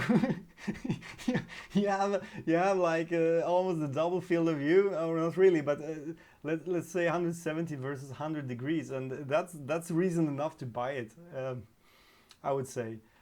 And yeah, I don't know if I really need to explain it. And yeah, let's go to another question. Andy McAvoy, welcome back. He said, thank you so much. Welcome. I'm really happy you're here. Wow, I'm just getting dizzy. I think I need to bring something. It's so hot in here. I closed the door because I didn't want to have any cats in here, but it's just getting like a sauna in here. Dawn Bright, Sweeviver, can you tell us something about the differences of hardware upscaling, super sampling of 8K and 5K plus with software super sam to same SDE level? Well, I don't think you can actually not super sample something enough to get the same screen door effect level, because the screen door effect is made by the panels itself. It's the space in between the panels. If you have a 1440p panel, you have 1440 pixels on the vertical field of view and or the vertical side, and you have 2560 pixels on the horizontal side. So, and in between every pixel is like a mesh, right? And that mesh is making like a, it's like a black mesh that is not lit up, and that is what's creating, that's the space between the pixels. And on the 4K, you have more pixels on the same area, and that mesh is going to be thinner and smaller. Those spaces between the pixels are going to be smaller. So no matter what you pump into, what signal you're pumping into those panels, what resolution you make, what super sampling you even use, the screen door effect will not be different. It's going to be the same screen door effect on each panel. So theoretically, the 8K will always have less screen door effect than the 5KX or 5K plus, I'm sorry. But how much that's really noticeable and how much it really differs, that's up to you to decide. Check out my 45 clips from the meetup, and a lot of people have different decisions or opinions, and I have my own, and you will know it up on the review and all my videos from the 16th of September. So let's see, what do we have? Let's go into Discord. Sorry guys, I'm just trying to catch up here. Let's see. No need to buy 2 spare HTC versions then. Well, sorry, I'm just trying to find some good questions here. Pimax is cheap and blah blah blah, saving money and lifetime controls. Well, I really look forward to the Lighthouse and the controllers that Pimax is making. I'm not saying they're going to be better. I somehow doubt that the controllers are going to be better than the Valve Knuckles. I really look forward to use the Valve Knuckles together with the Pimax 8K and 5K plus. But I really hope that they can at least manage to make some working controller with some kind of finger tracking, just like the Knuckles does. And I'm not gonna even start a war between their, the Valve Knuckles and the Pimax Knuckles. I think they're gonna be. I don't think there's gonna be any doubts that you will want those Valve Knuckles. You will buy them anyway, and then it's always good to have extras from Pimax, and probably they're gonna be cheaper as well. But if they're gonna be better or not, well, we'll see about it. But still, I'm still looking forward to the Pimax Knuckles. But that's not the biggest wow thing with this company. I think the headset is the main part here, the field of view and everything around it. What about glasses in the 8K and 5K plus? Leify Denti asks. Well, I already covered it a lot in the in my videos. That's when I recorded the backers when they were trying out the both headsets at the Berlin meeting, and the opinions are so different, because some backers actually just like took the headset and they were like, they had like the glasses on and they were like, no problem whatsoever, and they were just like doing this, and it's like it looked so easy. So, and they didn't feel anything, no tension on the nose, no tension around here, no tension on the glasses itself. It was just working. While others actually said that they could feel a little bit on the nose here, because something was probably pushing the Pimax 5K or the 5K plus or the 8K, pushing the glasses to your face a little bit. But there is a thing here, and is that these cushions, face cushions, there's going to be one model which is like this, and there's going to be one model which is probably like double thickness or even third thickness, and that is going to be, as far as I know, as far as Robin said, the CEO of Pimax, he said that they're going to include 2 of these, so one each, one smaller and one thicker. So if you have glasses, I would truly recommend you to use the thicker one when it comes out. I don't have the thicker one yet because it's not developed yet or not made yet, but I think that's a very fast thing they can just make in a week or two, just now, right now. Maybe they're currently working on it this week already. Also, there is another thing, and this is actually quite new, and that is that you can actually remove the plastic part from the from the headset like this, and then you can push it back again, which means that you can probably just replace the whole plastic between the headset and the face cushion, which means we could probably use a more higher or more taller version of the plastic instead of using different face shapes or face covers or VR covers or whatever you call it. So I actually suggested that to Robin. I'm just gonna stick it back, there we go. And he said they're gonna think about it, and we'll see if we're gonna see both thicker pads and both thicker plastics. So you can probably just like buy a separate one, maybe for 10 or 20 bucks, like an accessory. But anyhow, you're gonna get an extra face cushion, which is thicker for usage with glasses. In terms of the glasses, if you can fit them on the wide side, that's no problem at all. I saw some people having huge glasses, you know, really big ass glasses, and it still worked having them inside here. The only problem here, I think, is the distance between the lenses and the glasses. And you obviously don't want to scratch your lenses nor your glasses, so that's why we're gonna need those face cushions. So yeah. What more do we need to answer, or do we want to answer? I really enjoy this. I could do this all day long, but I know nobody's gonna watch a live stream, which is like 2 hours. I think, wow, we're like almost 2 hours in. That is, that is, oh my God, yeah, we're almost 2 hours in, guys. This is crazy. I need to like start to prepare the ending of this video now. Let me see. Rest in peace, foam. Well, no problem there. There's going to be a different one. I think there's going to be a third-party market for the foams as well very soon. So yeah, they're working good, the foams, no problem.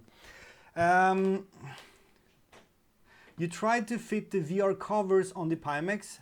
NPK555 asked, yes, I did, and it works. Yep, the 6mm actually. So yes, it works. But you get closer to the panels, and then you get very close to the lenses, of course. So you may or it may not be a good decision to try, but you can of course try them, and yeah, it fits. It's kind of the same measurements, kind of. Christian Best, your $2 Patreon concept makes sense for me, so I'm happy to be part of it. Wow, thank you so much, Christian. I really appreciate that. I really appreciate all of your support. It's unbelievable that someone is actually giving me anything for just what I do. It's amazing. Thanks, guys. And I love doing it, to be honest. Sweat test. Meister Lou, hi man. One of my oldest fans and patrons. Wow, nice to see you here, man. Meister. Sweat test. I haven't done any sweat test yet. I'm not sweating much, even though I'm fatter now than I was like 1 year ago or half a year ago even. I know there was a guy at the Meetup who was very sweaty. You know, he like soaked the headset completely. He like soaked, not headset, but the cushion completely. He was like, it was like almost like dripping from his head. It was nasty, you know. I'm not telling you you're nasty, but it kind of felt nasty because what I did was like I tried to help him with a game, and then I was like, okay, I can just check. So I took the headset and I was like, and then I was like, oh man, it's a little bit wet. So, so one of the Pimax guys just came and gave us a new face cushion or those pads, and we replaced it. But yeah, this was just soaked, but no problem whatsoever with the headset. So I think that you maybe shouldn't worry too much about it. And I could probably maybe spoil something for you. I'm not sure if this is really covered by the NDA, but there is extra protection for the panels against the sweat stuff. I'm not going to tell you how, but there is like an extra layer of protection for both dust and sweat. So yeah, but you're going to see up on launch how that is handled and why, well, how it's made by Pimax. So I wouldn't worry too much about the sweat issues. Well, let's see. Let's see.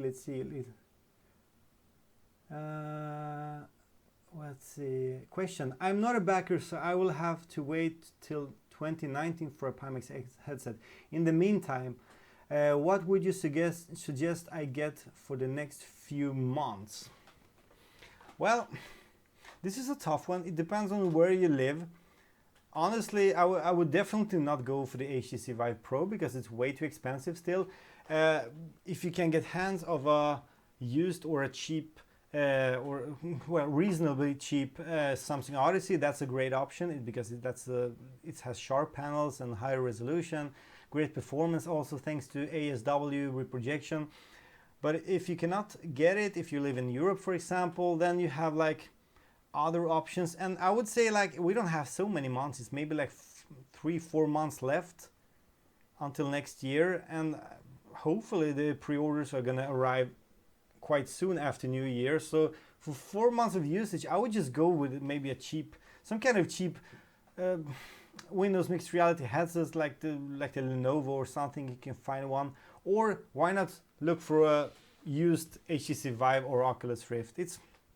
Maybe it doesn't well, I just mentioned all the headsets I figure out, but anyway, do it as cheap as possible. Go for the price instead, because once you step into the high field of view, you're not going to go back anyway into that headset you just bought. I don't think so, at least. There's just no point going back. So yeah, do it cheap, man. Look online, maybe you can have it second hand or so. I know here in Sweden they're selling a lot of HTC Vives for a lower price, also the Oculus Rift. I actually heard from a guy who bought a full Oculus Rift bundle for 2,000 crowns. That's around 200 euro. I mean, that's a great price for a full bundle. And having it for like 3-4, maximum 5 months, that's perfect. So yeah, look for something like that, I would say. Jamie Campbell, thank you so much for your support and your super chat. I really appreciate that.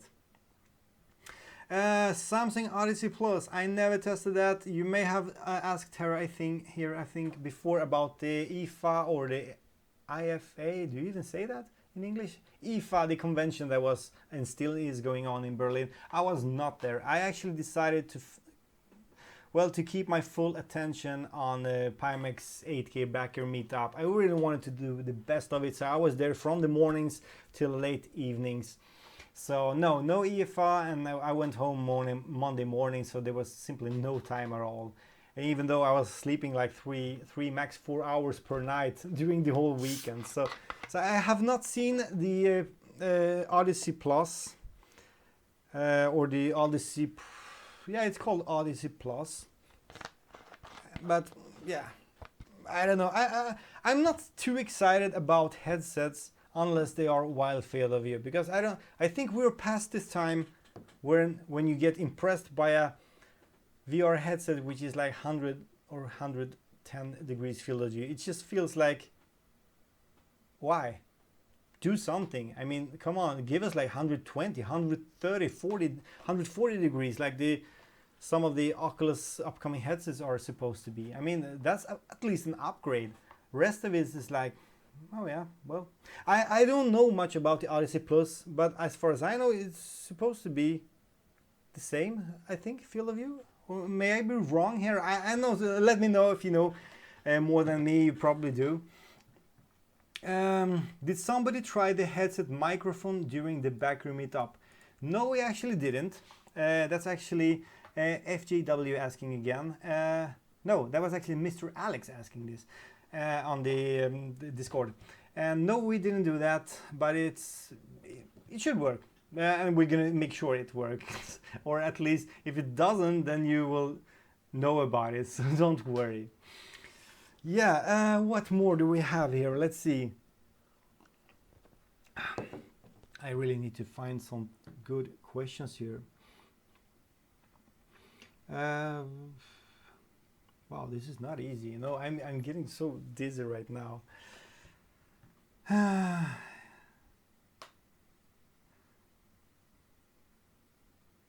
Oh man, I'm just getting totally blind. I don't see any question. Will you sell your Vive, Oculus, Odyssey after you get Pimax? Will you ever use them again? I told you before that I won't use them much at all. Probably not, but I will of course use them for comparison reasons. Also, I mean, I have friends, I have a brother, a sister, and so probably I won't sell it. Maybe I give it away, or maybe I just have it at home here. We can do some multiplayer together or something. Unless I have like a whole bunch of Pimax headsets, then it's no point playing in a small field of view. But still, it's always good to have kind of like a history of VR. I mean, it's still, this is the beginning of VR. It's dusty. It looks, look at the dust over. But anyway, I mean, this is some of the history of my YouTube channel as well. I think it deserves to have its own little place on the shelf or somewhere at least. I shouldn't just give it away or throw it. No, never. Despite I'm maybe not a fan of HTC as a company, and nor Oculus as a company as well, because of, well, a lot of reasons. But still, the headsets they did their purpose when they actually were supposing to do their purpose. So I'm not gonna hate HTC Vive now because I have the Pimax. That's not about it. It's just more that, well, it's not giving me the maximum immersion I actually can get from the Pimax 8K or the 5K Plus. So that's probably the reason they're gonna collect even more dust. Call it a waste, call it wherever, but I rather would prefer to just have them dusting here than just selling it for a couple of bucks, and then I'm just gonna spend those money on something else anyway. So yeah. Well, yeah, that's it. I hope that you got the answer of your question. Vorinami, thank you so much for your support, your super chat. I really appreciate that, man. So let's see. Do you think the 5K Plus is a step up in the PPI and screen door effect from the current generation Vive Pro Odyssey? As I said before, I cannot give you my final conclusion about all the comparisons, and so I won't also spend more time with the 5K before I make up that mind. But as I said before, there are some backers, or a lot of backers during the meetup, that actually hinted or said, well, quite clear out to all of us that it's better than the Vive Pro. And I was like asking, so do you mean that it's better, more clarity, and the SDE or screen door effect is better than the Vive Pro? And they say yes, definitely. Well, here you have the answer, and my answer, you're gonna get that soon as well. So yeah, up on the lifted NDA, of course. But it's yeah. Grumpy Modeler, thank you so much. I really appreciate that. Really appreciate your support and super chat here. At the moment, you can change the future of VR, Sweeviver. Where's commentary said? Well, I'm not saying that I'm changing anything here. It's the Pimax company that does so. You know, a lot of people give me credits for something I haven't really done.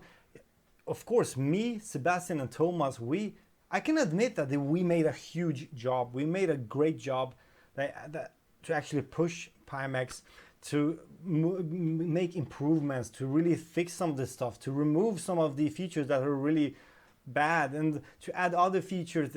I cannot go into details. Also, I would like to hereby also say that there are other testers than us. There were Spanish testers. There is a guy from Road to VR, and even though they didn't spend that much time with the headset, they actually had some very good conclusions as well. They gave Pimax some heads up. They gave them their conclusions. They actually came up with some very good ideas as well.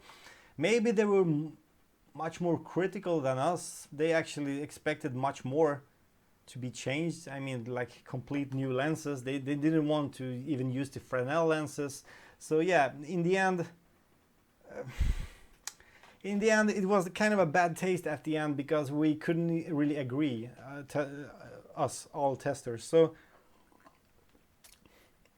somehow, I think me, Thomas, and Sebastian are more happy about the results than the other testers were.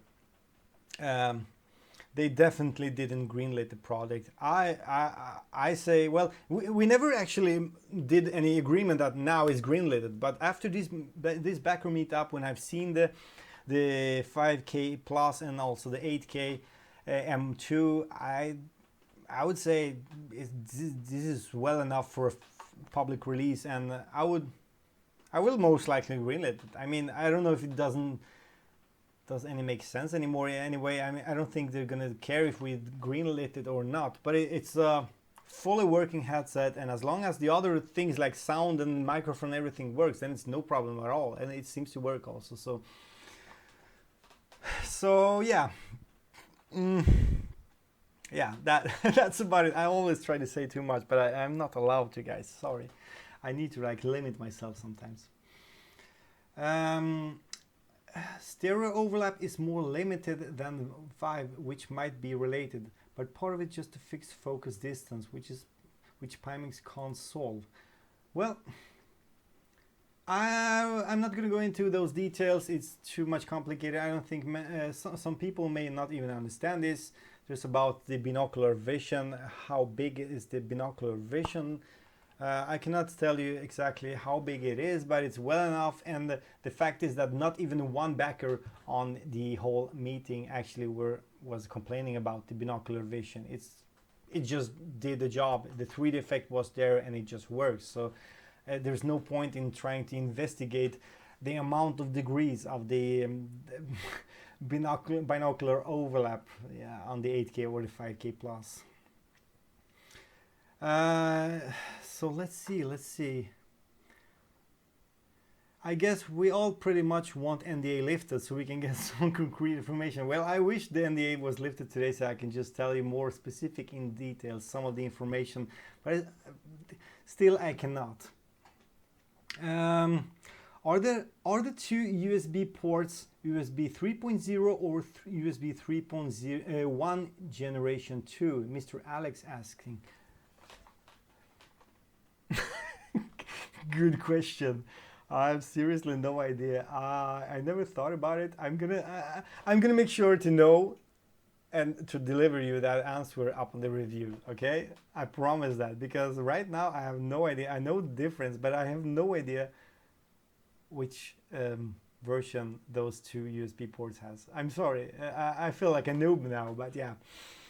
Anyway, sorry I could not answer it, but please wait 2 weeks and you'll know all about it. It's less than a week, 2 weeks even.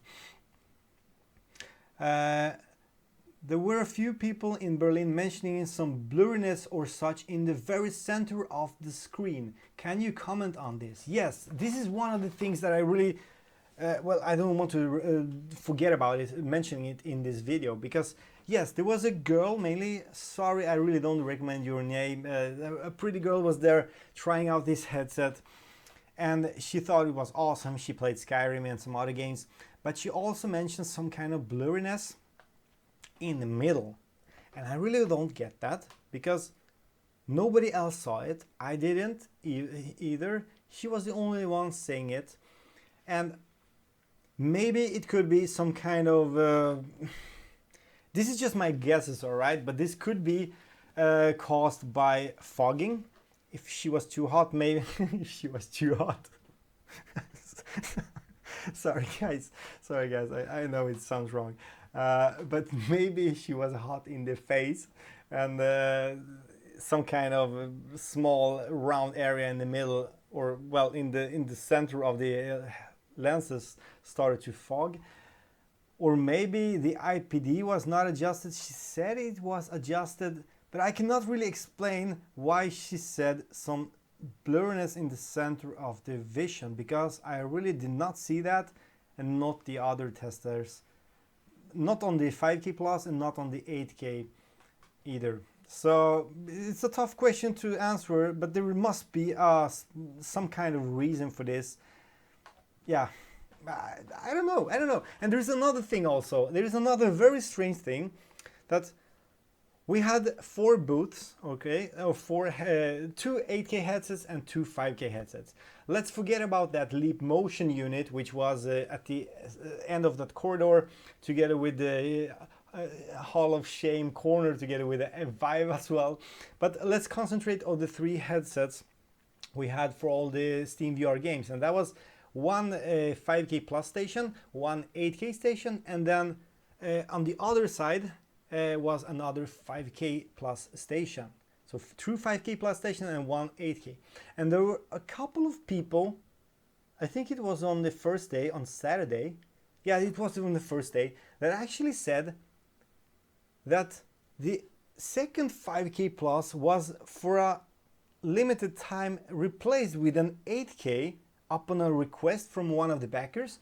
So he was testing the 8K there, and he mentioned that the image quality and the clarity was better than the other 8K, which was there from the start all the time. And then all the discussion started in the forum. It was like, oh no, there's some, I mean, is there a problem with the 8K? One is sharper than the 5K Plus, one is not sharper, it looks more blocky or less jagged, or I don't know if it was low resolution or something. I don't know what this was, because I never actually saw any of the headsets being replaced.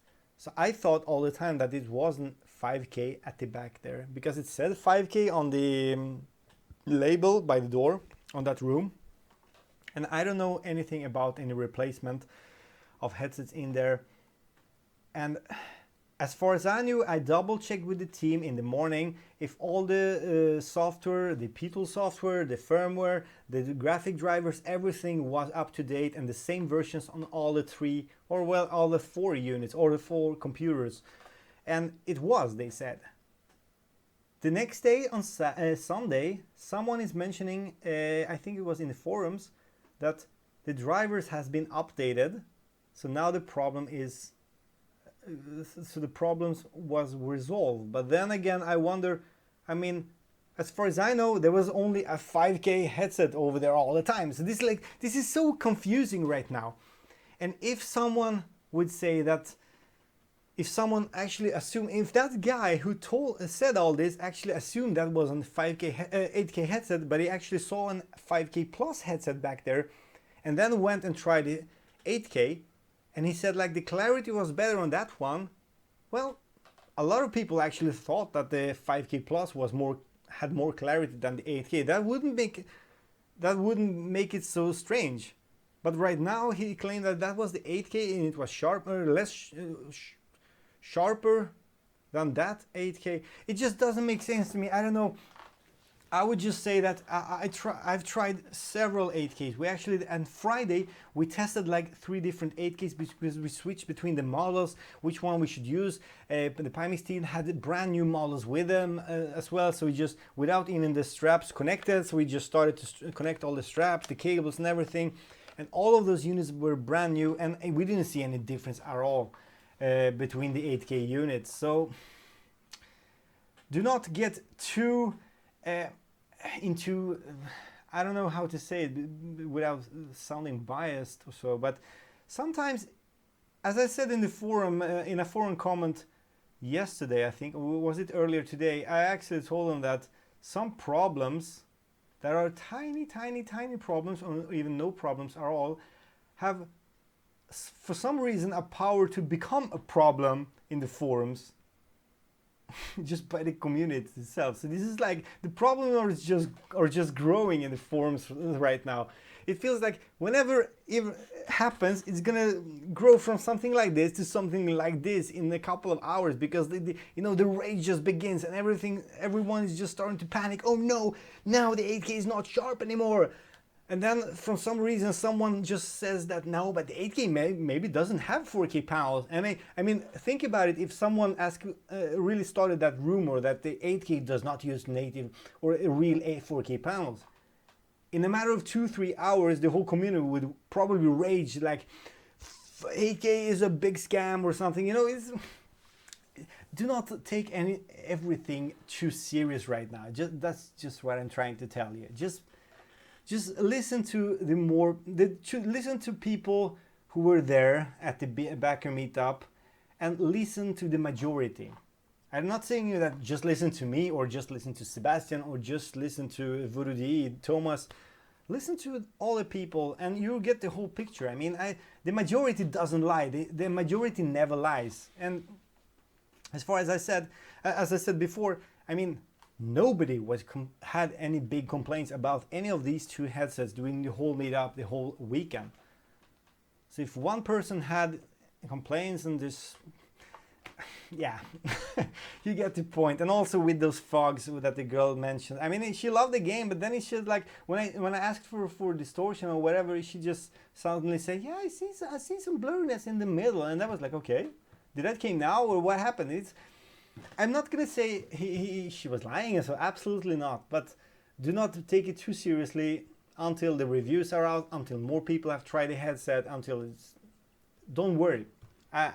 Pimax is not going to release a product that is blurry in the middle. That's something we never accepted, and we will not even upon release. And think about the rage that would be if the headset was not living up to the promise when it arrives in the beginning of October. I mean, that would be devastating for Pimax. I don't think they want to do that mistake right now.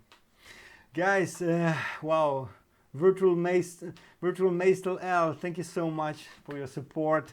I think I missed a couple of guys here. Wow, In Dream and also Christian Wilken, thank you so much for your support, for your super chats. I really appreciate that. I'm way beyond time.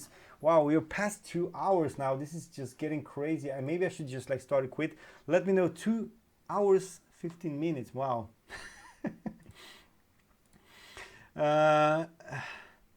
Let's see. Alexander Grobe, did you hear some news on the availability on the additional modules like Leap Motion or VAXO? Well, I think that the Leap Motion modules will be available soon after the release. I really think so, because those modules are made by, well, the Leap Motion company, whatever they're called. Are they called Leap Motion? I don't know. I don't remember. But I don't think there should be any big delay on the hand tracking units, at least. About the VAXO, I don't know much about it yet, so that's something I will save for later. I will try to get some more info from Shunshu, the Pimax PR lady, or the lady I'm talking to a lot, have contact with during the whole beta tasting phase. She has been my main pipeline between. She has been the main pipeline between me and the technicians on the Pimax 8K. And also I'm going to talk to Robin, the CEO of Pimax as well, to get some more details, but that's probably not going to be well said publicly until the NDA is lifted at least. But I think that the Leap Motion at least is going to be available quite soon after the release. I would guess that. And it's a great unit, by the way. It works. Paradise DK, Mr. Sweeviver, please sir, can we have some more? Well, guys, of course I can. Seriously, I could sit here for 3 more hours. It's not about it. I have nothing better to do. Well, yes, I have 2 reviews and a lot of tasting to do, but probably I won't get much done today anyway. I'll start tomorrow morning in the early and just really start to do my best testing those units. But I don't know if you really want. Wow, guys, you're crazy. Joshua Mullins, thank you so much for your support. And also, man, I wish I could actually pronounce your name. I'm sorry I cannot do that. You have a Russian name. Mama, maybe. I don't know how you pronounce that in Russian. I'm sorry, man. But thank you so much for your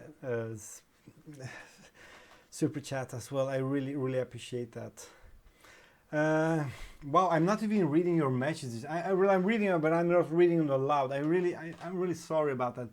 Thanks for your unstoppable commitment. Share a beer with Sebastian someday. I promise I will.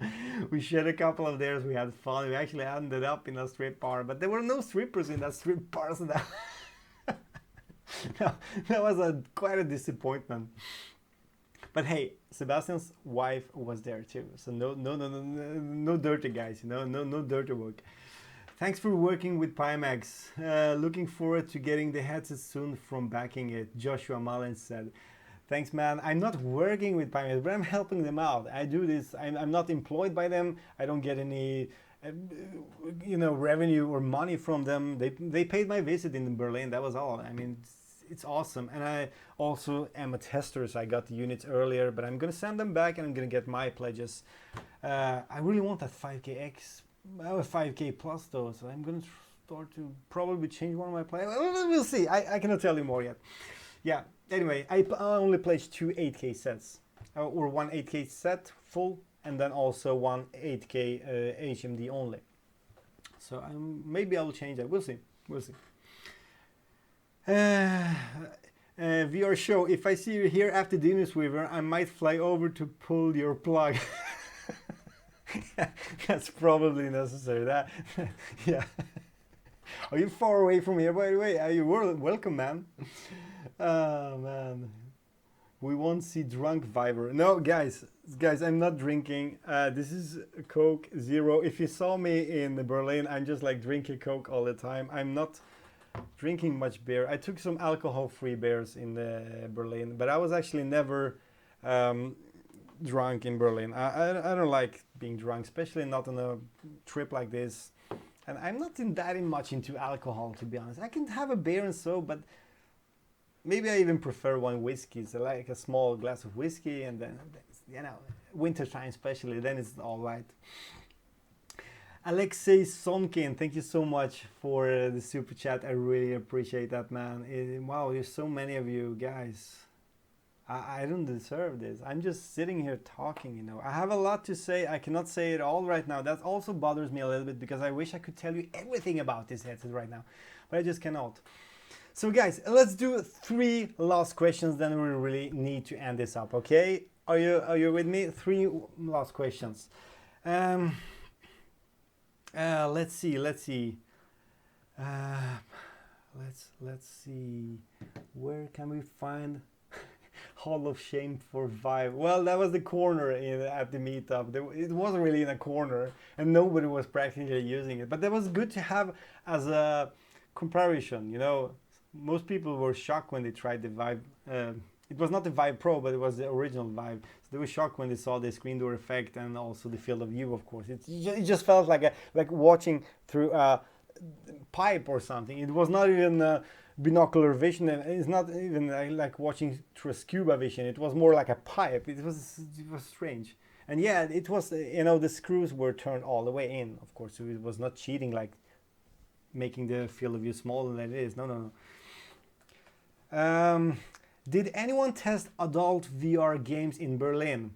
Well, I did not, but I know there was at least 1 or 2 backers that actually tried VR adult stuff on the Pimax 5K, because it was in the 5K room, the second Pimax 5K plus room, I'm sorry.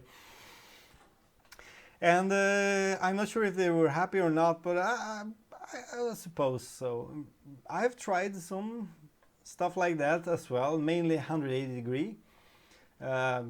It works. I did it for scientific reasons. I wanted to try, and of course it's a cool thing. I mean, you gotta admit that if you are a guy, maybe a girl as well, the VR porn is cool. It really adds a little bit to the immersion. I'm not saying I'm addicted to anything like that, but it really is cool, especially with high field of view and wide field of view and better resolution. So yeah. Lone Tech, thank you so much for your super chat. I really appreciate that. Guys, it's enough now. Stop it, man. Yeah. So yeah, that was first question. I cannot say much about how it works with the Pimax 8K, but you have to have in mind that if you're watching an 180 degree field of view movie, whatever it is, if it's adult or not, you have to remember that you cannot move your head much anymore. You can move it maybe slightly, but probably not at all. Then you really have to start using your eyes, because when you start to move your head, well, let's say the field of view is like this, and almost like 180 degrees, right, horizontally, and I start to move. What happens is, like, I'm going to go outside of the viewable image, so I'm going to have like a black border on one of these sides, because yeah, you're almost covering the whole field of view of the movie itself with the native field of view of the headset. So 360 movies, there's probably no problem with that, but 180 degrees, yeah, you get a little bit more limited maybe, but it's very cool to actually see more with high field of view, or wide field of view in a 180 degree movie or experience or porn. Commander X Viking still. If they got Booner, then we're happy. I have no idea about that information, man. No boner information at all. Deluxe strap-on edition. Oh well, guys, you're crazy. Let's see. Deluxe auto strap compatible with Pimax. Well, I gotta tell you that yes, it is. Sebastian from MRTV, Mixed Reality TV, actually did that on day one with the M1 unit, and it actually fits. I mean, the thing is that you're probably supposed to... I'm not even sure how it did it, but it actually made it to stick very well on the... I haven't tried it by myself, okay? But he used those plastic things. I'm gonna grab one of the headsets without the strap on. This is the old M1 that I'm just showing off right now. As you can see, there is a plastic part here. Oh man, I'm just gonna drop it. And somehow he actually attached the Vive Pro to those plastic things. They are just like flirting. Yeah, you know, this is for the... it's very hard to describe, but yeah, somehow he made it to work. So yes, you can most likely use the Deluxe Auto Strap on the 8K and the 5K Plus, and I'm going to try that. And if you want more information, go into MRTV and ask him, or check out his announcement video about the M1 when we just got the first M1 testing version. He actually, I think he had that Deluxe Auto Strap on already back then. So let's see. One more question. Come on, guys. Did they say anything about the smelling module? F-Man asks. Well, nothing more than it will probably be after New Year as well. I think all of the modules, all of the accessories will be released once Pimax gets rid of the biggest, the biggest tension months. Those upcoming months are going to be very hectic for Pimax team. And it's still, I mean, it's not a 1,000-man company. It's a rather small company. And now they have made some huge promises to us to deliver. Well, there's 90% chance, 90, not 19, 90, almost 100% chance that we all backers are gonna receive our headset before Christmas. And that is way beyond 5,000 headsets, I think. So let's just give them those, 3 months, and let's make them do their promise. And then we can start to ask for the accessories. And I would say that the smell, I mean, it's a cool thing, of course. I would say that it's a cool thing. We actually tried an experience at the Berlin meeting where we actually had a smell sensor, but not on the Pimax. It was on the... I can tell you that in a second, okay? But it's a cool thing to have some extra smell, like smell of burned wood or whatever, or yeah, like a smell of fire. But it's still, I wouldn't say it's the biggest thing. It's not that important. So I would say they shouldn't prioritize the smell unit or the sense unit, or sense, however you pronounce that. By the way, yeah, I just want to add that I'm also going to add that in the video later this week about the whole Berlin meeting. We were having this meeting at the office of the Illusion Walk, a German virtual reality company who has a very cool solution going on right now. They're going to start to sell it probably soon. It's nothing for the home consumer, it's more for the companies and so. You probably saw all the optical things in the ceiling of the environment we were in, and they're using a cool VR tracking system that is not using the Vive lighthouses nor the Rift sensors either. They actually used Rifts, Oculus Rifts, which were connected to a backpack computer at the back, and the thing is that it was tracked by those optical things with some kind of cameras put up on the Oculus Rift. And what the cool thing with this whole thing, that we could move around between rooms. You could just like take 20 steps in one side and just leave the room, go to the next one, and don't even worry about you're gonna hit something, because there was like a scenery actually rendered that was similar to the scenery you have in that room. You know, all the environment, all the door steps, everything was just like modeled for this. So you could move between the rooms freely, and you could see all the other guys being there as well. So you can just like look at each other and actually touch each other. It's so uncomfortable in the beginning to actually touch each other, and you see something in VR and you just touch it and you're like, oh, okay, it's for real actually. Almost. There was also a door which was closed, which was connected to a sensor. So when you open the door, it actually opens the door in VR as well. And you know, just seeing the door in VR and you see that handle, is like, should I? Oh, there is a handle there. It's like, and then you open that door and then it opens up. And it's just such a crazy feeling. It gives you so much more than just standing in a room scale area. But still, that's Illusion Walk, and they're doing some kind of cool stuff there. And that was really, really cool to experience that. And they also had a scent module, it's called. I think it's called. So with like 10 or something different smells. And one of them was a smell of burning, or a smell of fire, right? And we were actually in a fireman, well, in a scenery where something were a fire, and the firemen were, well, how you say it, fix the fire, or well, yeah, water the fire. Sorry, and my English is so bad. So yeah, it was cool. It was cool. So yeah, the scent module, the smell module actually added a little bit to the immersion, but it was not much. I would say I could make it without that module. I think all the other cool things with that experience at the Illusion Walk was much cooler than the scent modules. I'm not really a huge fan of the scent module, to be honest, but let's hope Pimax proves me wrong. Let's hope they do it very cool. Yeah. For me, so far for me, the hand tracking is much more interesting. So I really hope that the hand tracking is going to be the first thing available. Well, of course, then the controllers and the base stations and the head strap, audio strap, of course. But I would prefer the hand tracking before the scent module, at least. Guys, I see Mixed Reality TV. Sebastian is here. Wow, thank you for answering questions. Sorry, man, I cannot really hold up everything here. We've been online for 2 hours and 30 minutes. That's way too long. I need to quit the stream now. Guys, this was my first live stream ever. I don't know how it went, how you heard me, if the quality is good or not. I know nothing. I have like a preview in front of me at the laptop.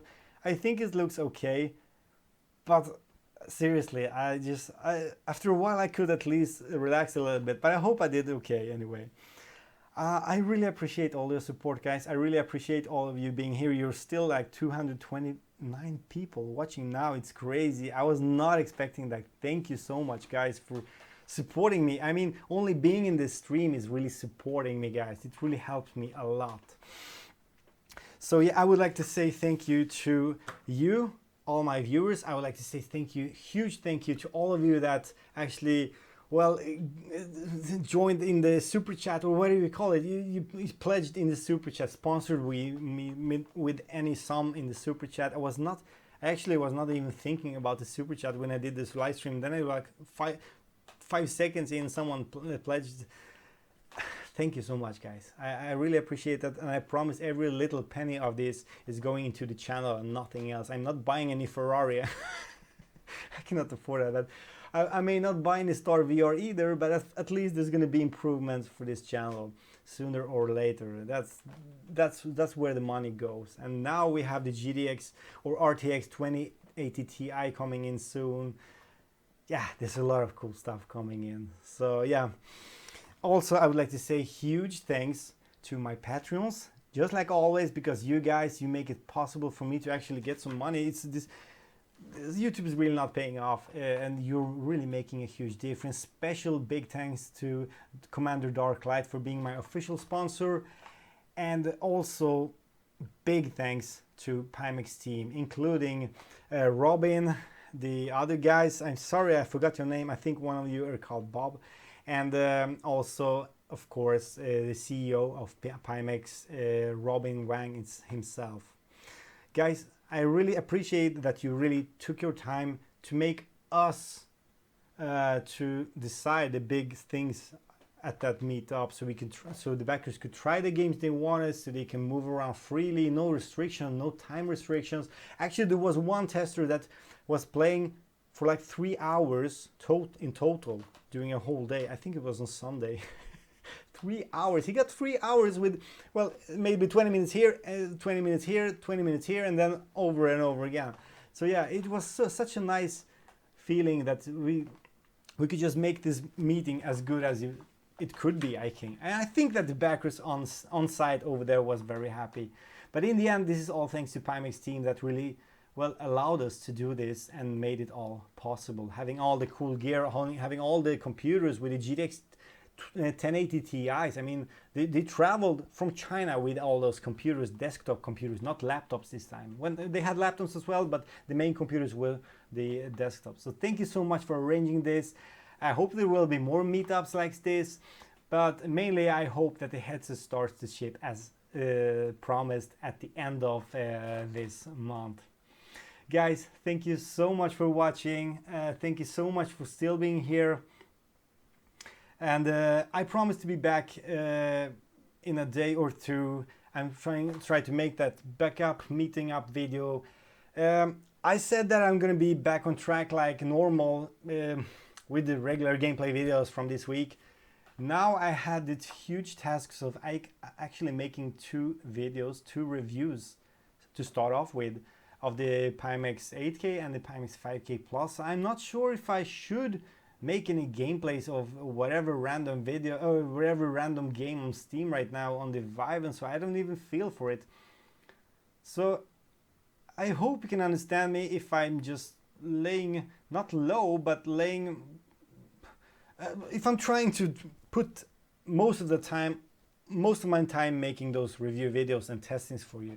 Because except for the review videos, there's going to be a lot of testing videos, there's going to be a lot of material covering 8K, 5K Plus, and then there's going to be comparisons with the other headsets. There's going to be then suddenly the RTX 2080 is out. It's going to be tested with 8K, with 5K Plus, with everything.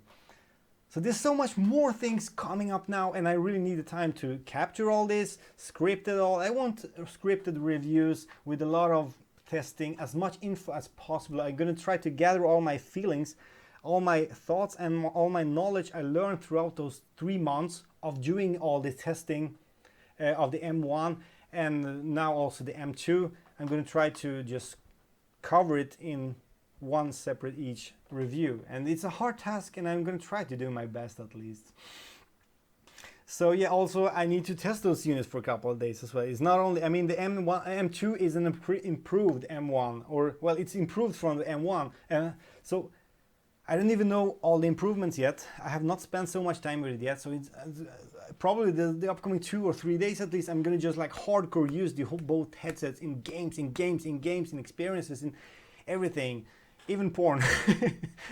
So yeah, give me that time, and I promise I'll give you great content. And after that, once the NDA releases, once the reviews are out, then I can just like start off to just more the, you know, the benchmarks, the testing, and also the regular gameplays.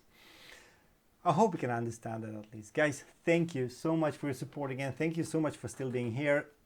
Still 200 people in this video. It's amazing. I really appreciate it. It almost gave me like tears, you know, it's crazy. I was not expecting that. So yeah. Did Pimax announce next demo location? No, not yet, but I will. They're talking about London. We'll see about that. Guys, I really need to quit this video now, because otherwise it's just too long. I'm not sure if people really want to make it so long. Some people will probably look at this video afterwards, and looking at the 2.5 video is way too long. It's 2:40 now almost. So yeah, thank you guys. Thank you, Saros. Thank you, Redix Frog. Hey, nice to meet you. It's nice to see you here. And all the other Darklight. Oh, that's Darklight. That's Commander Darklight, I think. Hey, man. Thank you so much. And thanks to Paradise Decay for being here. Sebastian from Mixed Reality TV. Thomas from the Voodoo DE. So many of you. Wow. Thank you. Now I see all the comments coming in here. Guys, I really, really appreciate your support. So now, for the first time ever, Andy McEver as well, Skid Row. Wow, guys, I really have been missing you all. Guys, for the first time ever, I'm gonna click on the stop streaming and hopefully it's gonna work. I have no idea how this works. So if I'm still here, then I've done something wrong. Thanks again, guys. See you very soon again. Thank you. Cheers. Let's see if it works.